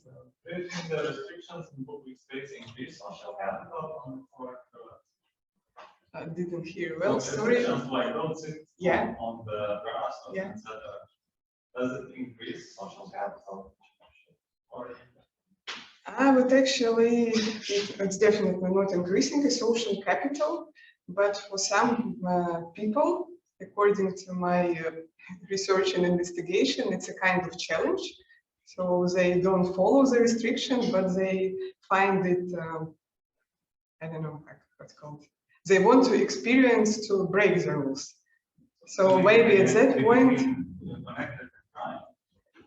maybe connected in kind, and in that case, when they want to try to break the rules, maybe for them it's a kind of social capital in that case. Thank you. And let's invite the reviewers, and both of them will reach us online. So let's start with Associated Professor Skirmantė Mozūriūnaitė. Skirmantė, are you here? Oh, hello. Yes, I am. Hello. So please give your comments. Well, I think that's a very interesting topic that actually our PhD student is tackling, because aging society is a real problem at the moment for the different countries when the medicine is moving quite far ahead, and we're going to have a quite big capacities of the aged people who will be searching for the better environments, for the better locations where they could live their life really proudly. And I think this is the topic that probably the issue should be taken by the design into the design proposals and as well into the government levels. The questions that I probably will raise from this presentation would be the context of the smart city in the framework of the aging or age-friendly society. Because as I've read through the article and I've looked through the presentation, I actually couldn't find any smart city elements or the components, in particular referring to the age-friendly city, where, for example, you could have the smart houses, smart technologies accompanying aging society, and maybe the comparison between the framework of the age-friendly cities and smart cities, and finding the overlapping gaps, or maybe the areas which could be improved as the common concept for the smart cities in the aging society. That could be a really strong power, just to go ahead with that kind of combined framework. The second thing is speaking about the issues of the essential qualities of the urban environment. I think those essential qualities should be named quite strongly. That will go through the aging friendly framework and as well the smart city framework. Then you could extend a little bit more actually what you will be looking at, what the essential qualities are you looking at, and then you could define the really strong program. What else? When speaking mainly about the public spaces and the public space influence on the age-friendly societies and aged communities, I think there should be paid a little bit wider attention to the design approaches, actually, what you were trying to speak about, the functional integration, and as well probably you should look at the examples of the people who, or the researchers and scholars who paid a lot of attention to actually what the public spaces are, and did a lot of research from the beginning of the 20th century, like Young Gale, Kevin Lynch, and all the other ones, which I don't want to mention. So I think the idea of taking their principles as essential qualities, that would be a really strong thing. And as well, you were speaking about the public furniture, which is the public realm in the British design schools, which also are playing quite important roles. So probably defining the scales of each of the aspects that you're trying to kind of address in each different problem layers, starting from the framework, then going to the essential qualities, and then moving back to the very, very low scale public realm design. That could be a really nice structure, which you could follow and actually apply all those different principles in very nice, organized way. Aging in the places concept is really very interesting concept, which I probably would suggest you to address to the smart cities and smart buildings, because it's not only just about putting a tag of the smartness on everything else, and it doesn't actually make the things smarter. So probably looking at actually what the smart education, smart governance of all those things are, smart buildings, how they could help to get the qualities for those aging in place concepts, and as well how through the smart city concept you could go through all those smartness issues, and as well addressing the quality and essential problems of the urban design into the public spaces. That could be a key kind of line going through all of your design along with the aging population. Yeah, and I really like the polyvalent principle as well, which could be one of those framework approaches that also you could apply. And overall, I think that's like a really, really good topic just to go along. Just the things need to be a little bit tweaked and just, kind of structured. So the smart city issues, aging friendly city frameworks could align along with the qualities that you're actually looking in there. Thank you. Thank you, Skirmante. And now let's listen to the impressions and advices from Ingrida Povilaitė. Ingrida, are you here? From Kaunas Technology University, and she has a brand new PhD degree. So congratulations on your PhD. And now let's listen how you exchange your experiences and knowledge. Can you hear me? Yes, we do. Thank you. Perfect. So yes, for me, this topic also seemed to be very interesting because we all know that majority of the population now lives in the cities, and that population is getting older and older.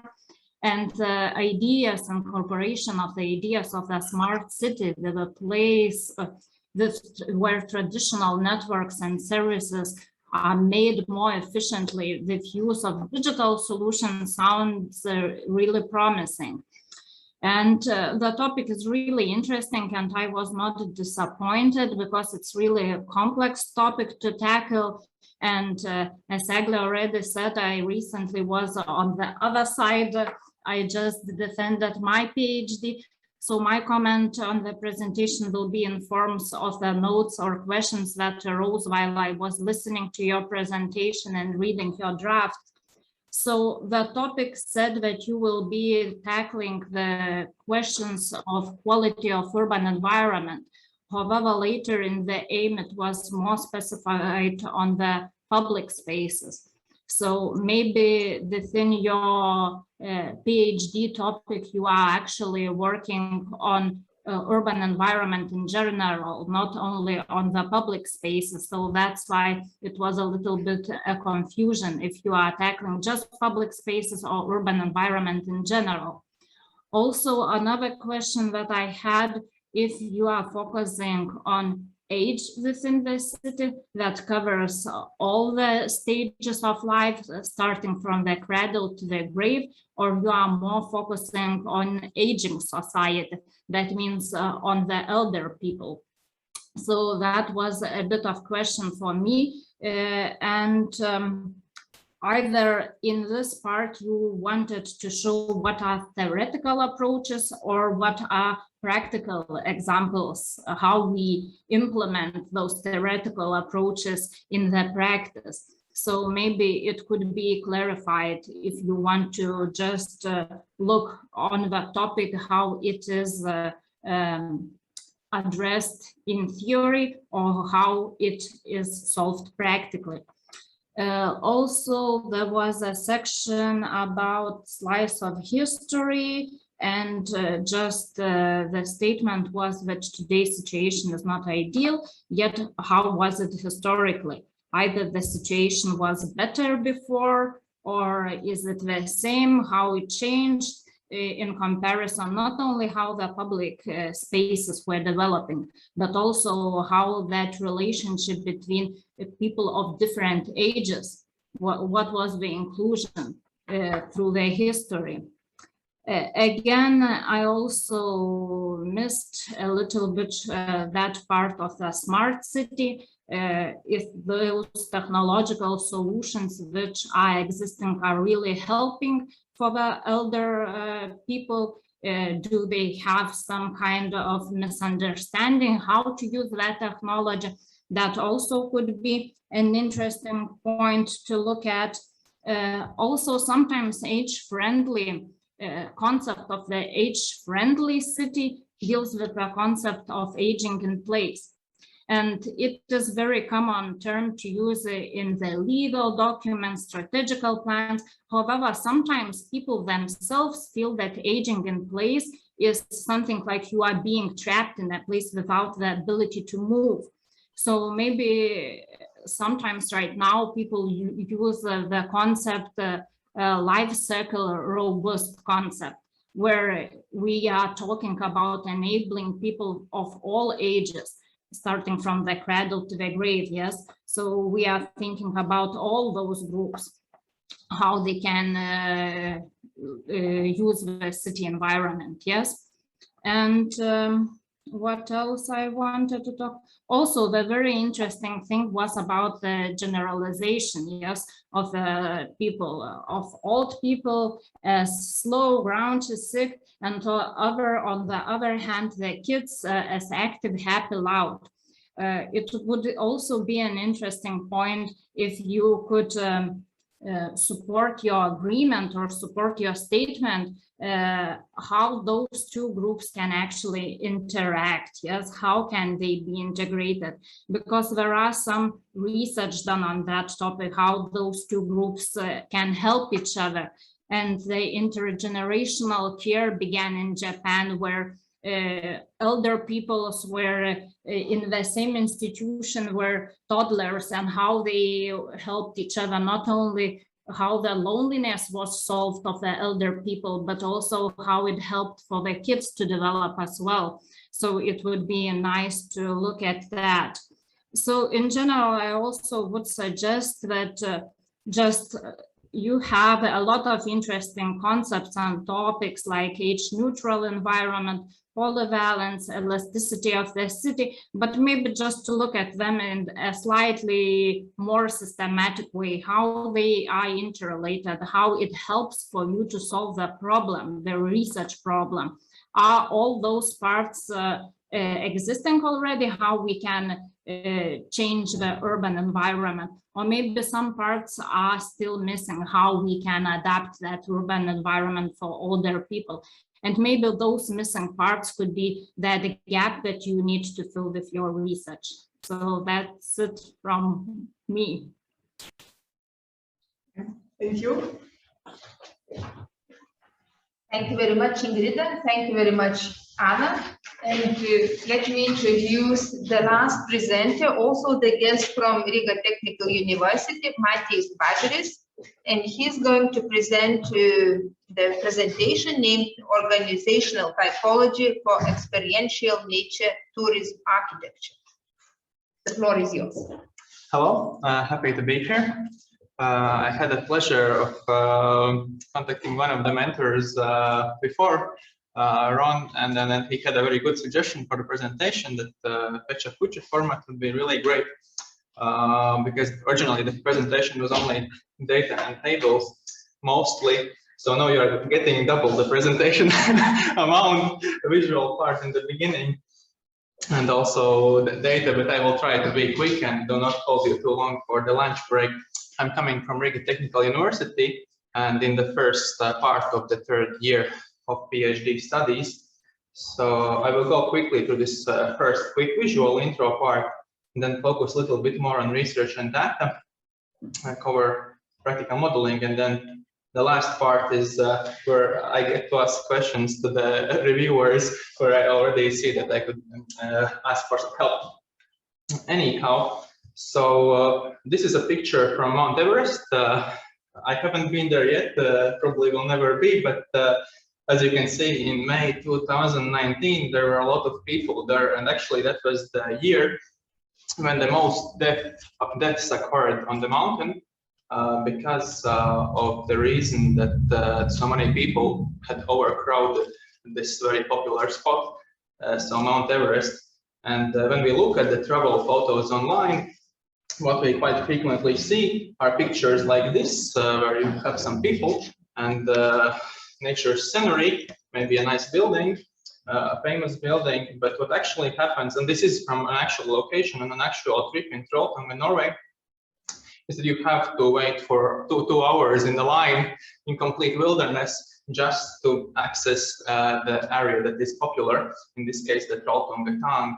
Of course, we all know the story about Stonehenge, that it's so overcrowded that cars have a line and people have a line when they want to access this national site.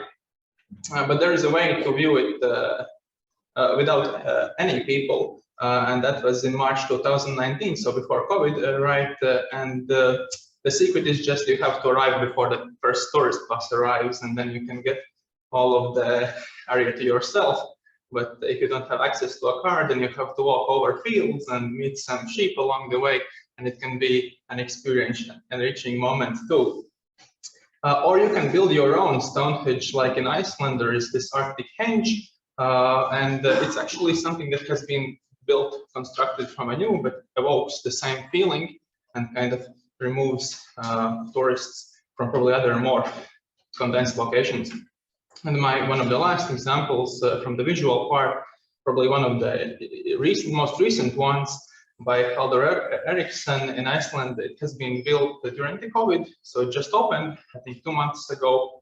And you see in the concept picture, it's quite wild. In real life, it's also quite wild and remote feeling. The rocks are plastic, grass is fake, and it's located in one of the rather industrial areas of Iceland. So you can actually facilitate a feeling, and tourists have very great reviews. Everyone has a great time. Or you can have an authentic experience, and this is one of the last places in the world, Buktal Monastery in North India, where you actually have to climb over, not over, but through Himalayan mountains.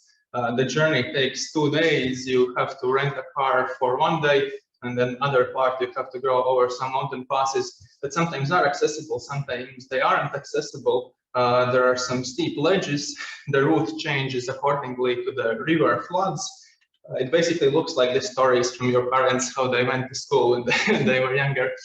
But even here, of course, the roads are being built, and sooner or later, you will not need to take that journey. You can just access it by a taxi from the local town. That leads to this data part, and the whole PhD is about experiential nature tourism architecture, but I chose today's presentation topic on organizational typology because it has been the biggest challenge so far, just organizing these types of experiences, and I will highlight my journey so far. As you can see, then pre-COVID already prognosed that nature tourism will grow quite rapidly, and of course we have exceeded expectations several times.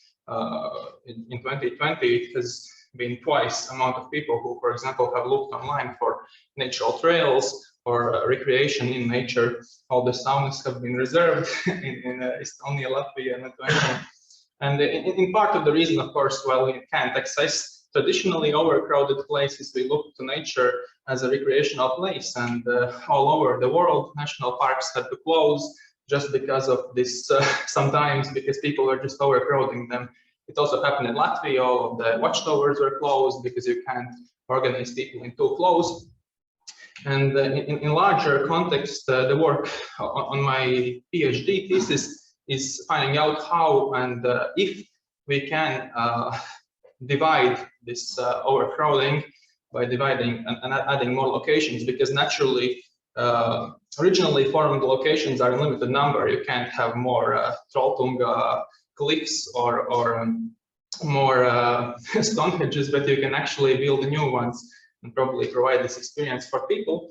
And the idea is to combine locations and environments in some type of Mendeleev's table where you can actually foretell which locations and types of architecture could provide people with the best experiences. And so far, I have worked hard on summarizing and categorizing locations that have so far worked great, selecting and highlighting also some experiences that haven't worked great. And the further work is testing integration of found experiences in Baltic and Nordic context, and of course comparing them, and in best case scenario developing a database that allows planners, when they already have a plot, to choose the best approaches that would help implement nature tourism methodologies there.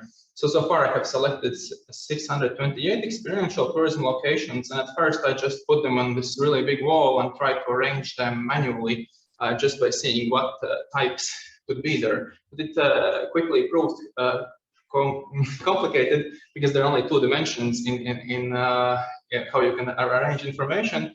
So I started looking into organizational charts, and one of the ways how I tried to format it was how tourism industry is defining these natural experiences. So when you see like tiny houses comes to mind, or huts, right?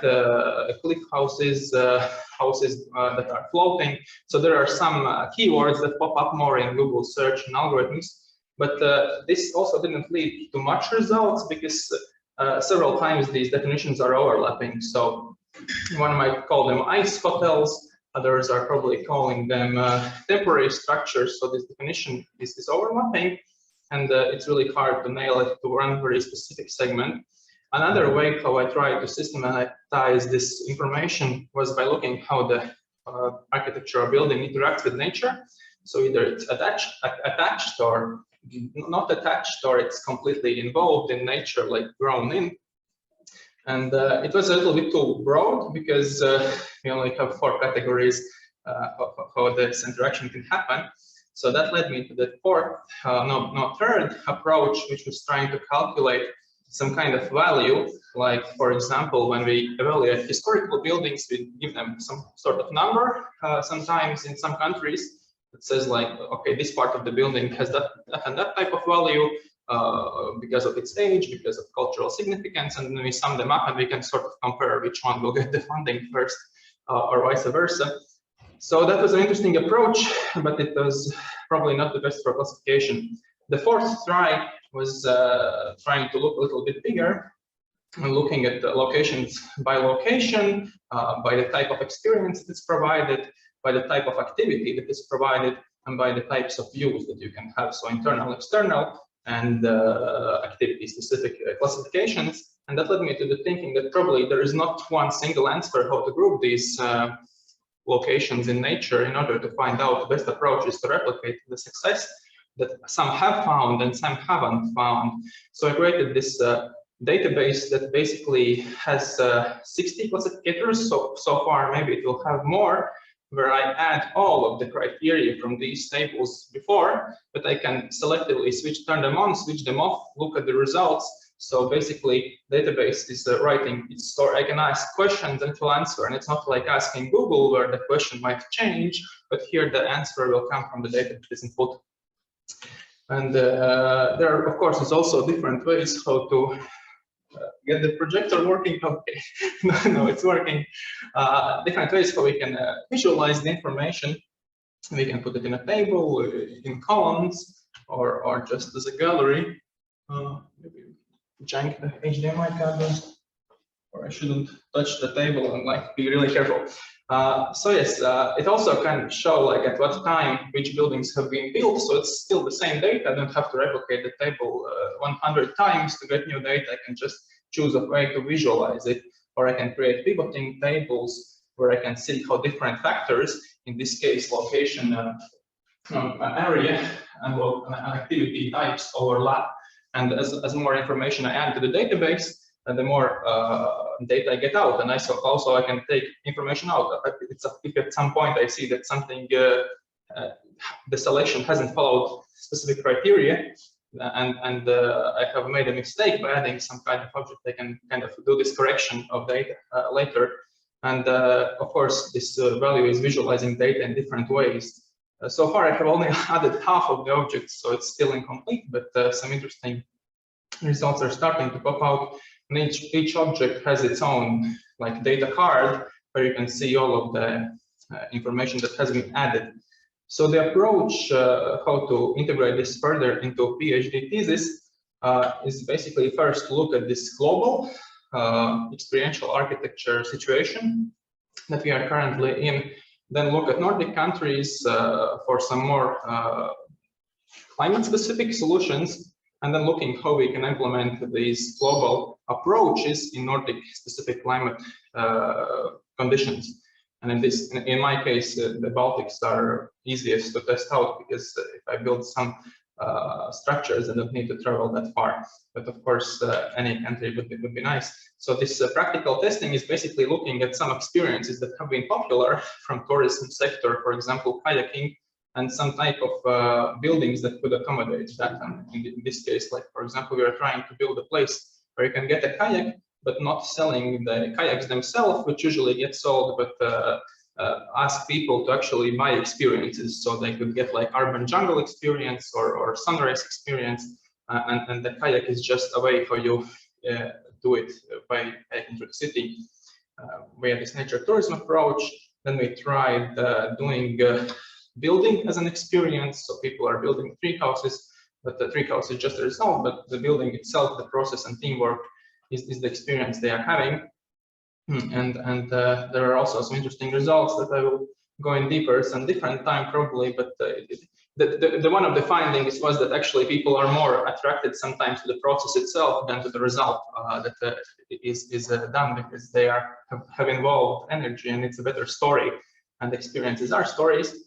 And the last part that I'm currently working on is kind of comparing the existing let's say it's a wrong thing to say, but like boring nature tourism locations that you just have a building in a nature, and trying to compare them with this experiential architecture types, and seeing where are the factors that actually create this added value that could bring people from Trolltunga, from Everest, to actually locations that we can better control and manage, and don't damage nature that much, because all the authentic places like Nazca Caves and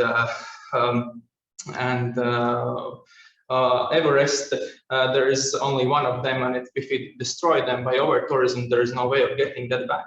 But if, like by Iceland, if we build a new location where really large masses of tourists are easy to get to, and they still can get semi-authentic natural experience, I think it's a great way to kind of divide it over a larger sector. So this is the end where you will soon ask questions me, but before I want to ask, use the opportunity to ask the experts and mentors some challenges that I have faced so far, and also they have come up in talks with my PhD professor Udis Bratuškins, and so we call them uncertainties, and one of them is local versus global, of course.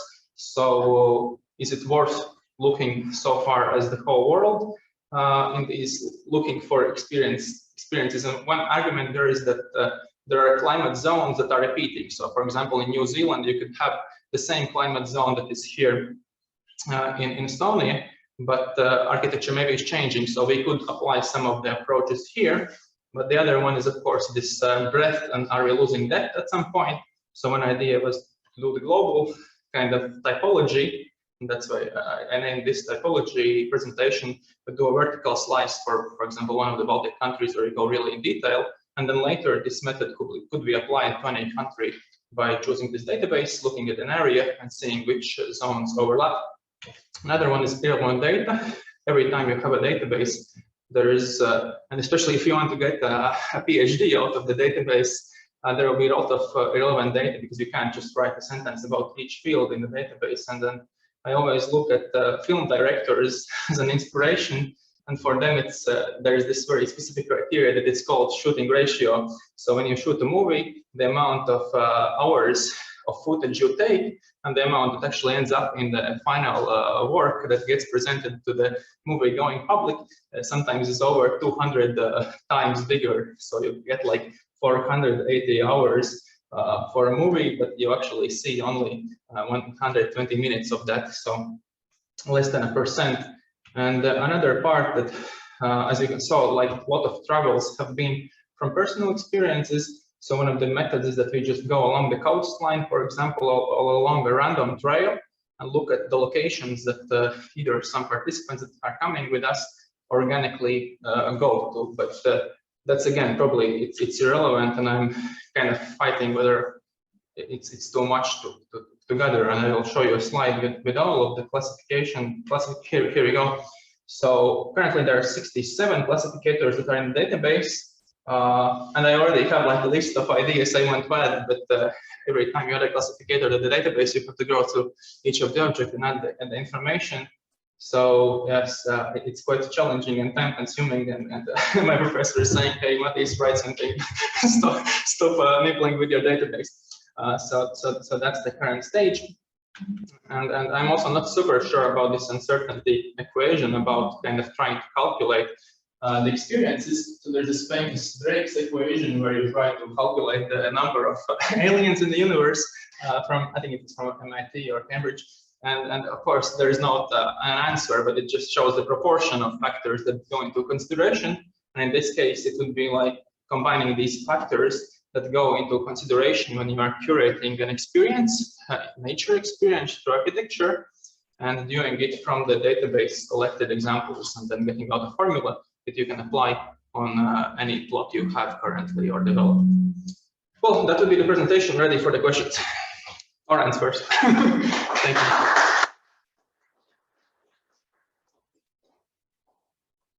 Okay, who has the question? Yes, please. Do you think the possibility to die is adding to the popularity of? Oh, yes, definitely. There is this classificator like activity levels, and we see that, for example, to get this publicity for the place, it definitely helps. And if you would like to detract some people who are going, for example, to this Trolltunga, they could choose jumping with a rope somewhere else there after, for example, like that tourism segment would be adrenaline junkies. So they are looking for photographable adrenaline experience, and you can do it elsewhere, but you have to make it better or more famous than that one. So that's definitely one of these experiences. Near-death experience is something that some people are looking after, definitely. Yes. Do you happen to know the work of the architectural historian who focuses on tourism? Her name is Medina Mansky. If you don't, you should know of her. I may be getting, she was actually. I will write down. Her for my PhD. I didn't like her, so I think I'm forgetting her name, but Medina. Nadinsky, yes. I think she was in my list of references, but I haven't, I didn't go in depth. I just glanced over, so I'll probably need to do a deeper dive there. Yeah, she does really nice writing versus teaching. And she's a better writer than teaching, but I think it's worth your time to look at some of her work. From which university was she? Medina. Medina Nadinsky, and which university? Oh, she teaches at Cornell. Cornell, okay, perfect. I think I will be able to find her definitely now. Thank you.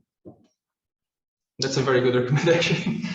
I actually found one Soviet researcher who was looking at the experience points. So he had a system where you can actually calculate how much rested person is after a long trip by having different aspects taken into consideration. So how many transfers did you have, how many luggage claim issues, and how much did you do active recreation, and then you have this percentage point, how rested you feel. Okay, so now let's ask Oļha Blinkauskienė, Associate Professor from Kaunas University of Technology. So Oļha, are you here? Are you ready to give your comments? Yes, I'm here. I want to apologize of my, I don't know, video connection. Can you hear me? Yes, we do. If it is possible to make like this some comments. Yes, we can hear you. We're ready for the comments. First of all, I want to thank Matijs for a really nice presentation and really nice work what you already did, and all that different type of recreational objects what you find and how to systematize them. So I just want to mention one opinion what I saw in this work, or maybe you already think with your supervisor about that, but here's for me, from my point of view, his impression that you talk more about object level, but not somehow kind of territorial system. How to integrate all these objects to one big territorial system where is connectivity, for example, between existing already recreational objects, existing infrastructure, territories with a specific regime, even connection with different type of objects like heritage, at least some cultural objects or existing. What can be included in the same system, or how is have to be connected with your some specific objects of recreation is very interesting. What are you talking, and very useful, especially I just thought in that post-COVID situation, what is needed for people.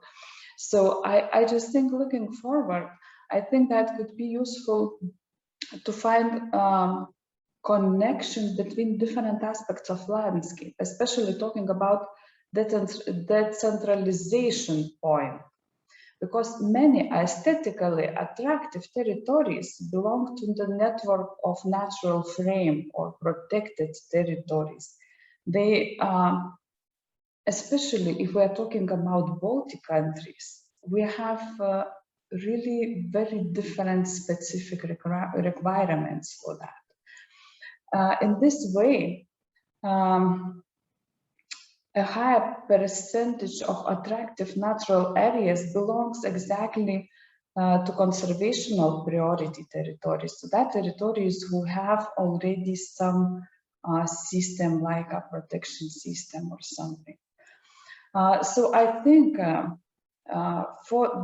talking about the same decentralization of touristic objects, it's very important to know background of these territories, of all that, how to create these networks of tourism roads. In this case, I want to ask also Matij's question. If you talk about this point of view, how to connect, how to make a system, and how to connect with the landscape and background, what is already existing. If it was some ideas or no, just interesting if you, for me, from your point of view, how you think about that. I hope I'm interpreting connection correctly, because there could be two ways. One is this sort of city or area planning interpretation where you connect areas, and another one is that tour guides do with buses or with the hiking routes where you connect elements in a single experience. Like today we are going through Italy and visiting 60 buildings where everyone will get 5 minutes in each location in a very radical experience. And another spectrum of that would be these European hiking trails where you connect actually all the Baltic countries now are connected by several trails. You have a Baltic coastline trail, etc. And for them an issue is that actually they have trails, but they don't have places where people could sleep because there is just the infrastructure is not actually built in most of these locations. You can't also camp in the beach because it's protected. So people, the trail exists, but it's actually really hard to complete it legally by staying in allocated places. In Estonia, it's a bit better, as I have heard, because the tradition has been there longer. Countries like Norway already have a very developed network. I think Estonia is quite close, but in Latvia and I think in Lithuania also, we have some issues that there are not always. Our nature protection laws are quite good. In some regards, probably too good in order to like stifle innovation.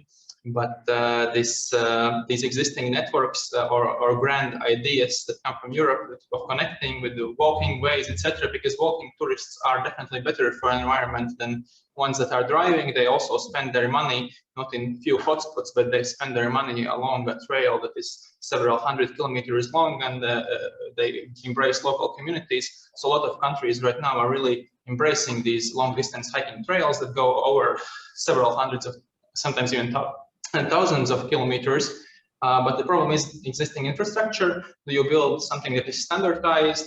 And I have seen some competitions where juries are asking, give us a standardized solution along the coastline, and for the whole 600 kilometers, we will have one type of building where people can stay. And then you have an example that I really love, like Botties in UK, in Scotland, where you actually have these from, I don't know which century, I think it's even sometimes Middle Ages, where local people have just built from the local stones some huts and shelters that are open. They are now put in digitalized system, but each of them have different architecture. It's formed locally from local materials, and there hasn't been one competition where someone has decided that every mountain shelter will look the same. So I think that's a very relevant question we will need to ask ourselves, or probably already need to ask ourselves. And I hope this could at least give some ideas for variation there, so we don't end up with one single unified shelter that works everywhere.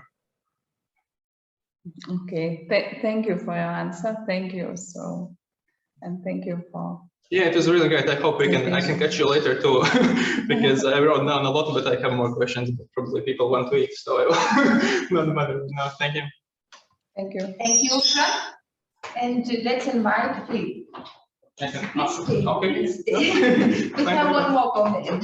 Sorry. So let me introduce Linas Krugelis, associate professor from our faculty. And if you could come closer, Linas, so you will find yourself on the screen. To be visible, yeah. Okay, so I wrote some remarks about this presentation. And actually the topic is great, I think. And first, once I saw the topic, I immediately thought that actually it's very new topic for the PhD thesis. And it's really interesting because we as architects, of course, we will always strive to create something that is something experiential. And maybe not only at the building level, but maybe also at the infrastructural level, at the city level, at the level of the nature. And maybe the nature is the media which we touch really carefully. So actually, the research examines new issues related to the architecture of nature experiential tourism. Relevant and well-known problems are raised, such as growing demand on tourism services and the overcrowding the infrastructure. The study aims to develop guidelines to the decentralization of experiential tourism architecture. And also what I noticed that the study examines a wide range of data and typifies experiential nature tourism activities. The aim looks to be to gather knowledge of experience and a wide range of competencies from a wide range of competencies. So actually the all set of data is really well made, and lots of charts, lots of interesting combinations about the facts and the incomes and outcomes. And actually, sometimes I look into that data, I get some impressions that maybe it's too complicated for the everyday reader, maybe. And will you manage to come out with a more concrete result? And the value of the work is enhanced by clearly structured graphic part and of the study, revealing the classification of tourism experiences from the many points of view. Of particular interest is the classification in the figure number 4. So this chart looks to me really interesting, because you distinguished 4 branches of experience, like sensorial, biome, element, and the story told. So that looked to me quite new, and maybe directed to the very essence of the experience, what the human usually feel. And however, it's not entirely clear why the author takes such an abundance of examples from around the world for the classification of experiential tourism, and the expansion of geography here isn't likely to add any new data, because actually my advice would be maybe not to go in such a wide geography, because I think that people who visit, let's say, architectural objects in dry desert could have very distinct reasons than people who are visiting Iceland. So maybe this could be more productive to take a regional approach to that problem. Also, the question arises as to whether the decentralization of tourism is aimed at not to deteriorating the business condition for tourism facilities, because, well, if you look at the business point of tourism, the business likes over tourism of the space, because it's more profitable. But from the environmental point of view, it's, of course, it is harmful. So how would you deal with that, with these two conflicting factors? Also, I would like to better understand the meaning of the presented practical modeling. At the beginning of the presentation, the problem of overcrowded tourism infrastructure was identified. How the maybe you can answer now this, because how the experiential kayak stand model, this the design proposal of this kayak infrastructure address the problem of tourism infrastructure overcrowdedness, because usually when you improve infrastructure, eventually you get more tourism and more visitors to that place. So how this, isn't it the counterintuitive in your situation? Yeah, I should probably, for me, when I'm there, it's really intuitive, but I just understood that I didn't even write it down. The idea of these stands is that, for example, now in Riga, where I'm located, there is 1 or 2 very popular locations, and kind of go around and come back to the same place. So it means that there is one point where everyone converges. The idea with these modular stands is that you can actually create more routes that are decentralized, which means that people can even cross the river and stay at the other side, and they don't meet as much, and there are less collision risks and less centralization. Okay. Well, in summary, I would like the author of the study to take into account not only the practical or material solutions to the problem, but also to understand the cultural, historical, and the ethnographic aspects of the region identity. It would be interesting if the researcher delved into the importance of maybe ancient natural archetypes, symbolic images in the creation of architecture of natural experiences. In general, the study is interesting and valuable. It is to be hoped to be that the final result will serve for the development of sustainable tourism. Okay. Yes, thank you. A lot of stuff to write down. So you can give a copy. Perfect. Okay, so thank you. The points are very well. Thank you. We'll try to hunt you down at lunchtime. Thank you, Linus. Thank you, Matijs. So big thank you for all the presenters. Huge thank you for all the reviewers. You are invited for lunch, and we will have lunch right on the opposite side of our street in Paviljonas. It's just, you will see the central Soviet building in the middle of the public square, or we are just asking to join us, and we will take you there. So we have a bit less than an hour. We need to hurry up, and we will come back and start the session B at 1:30.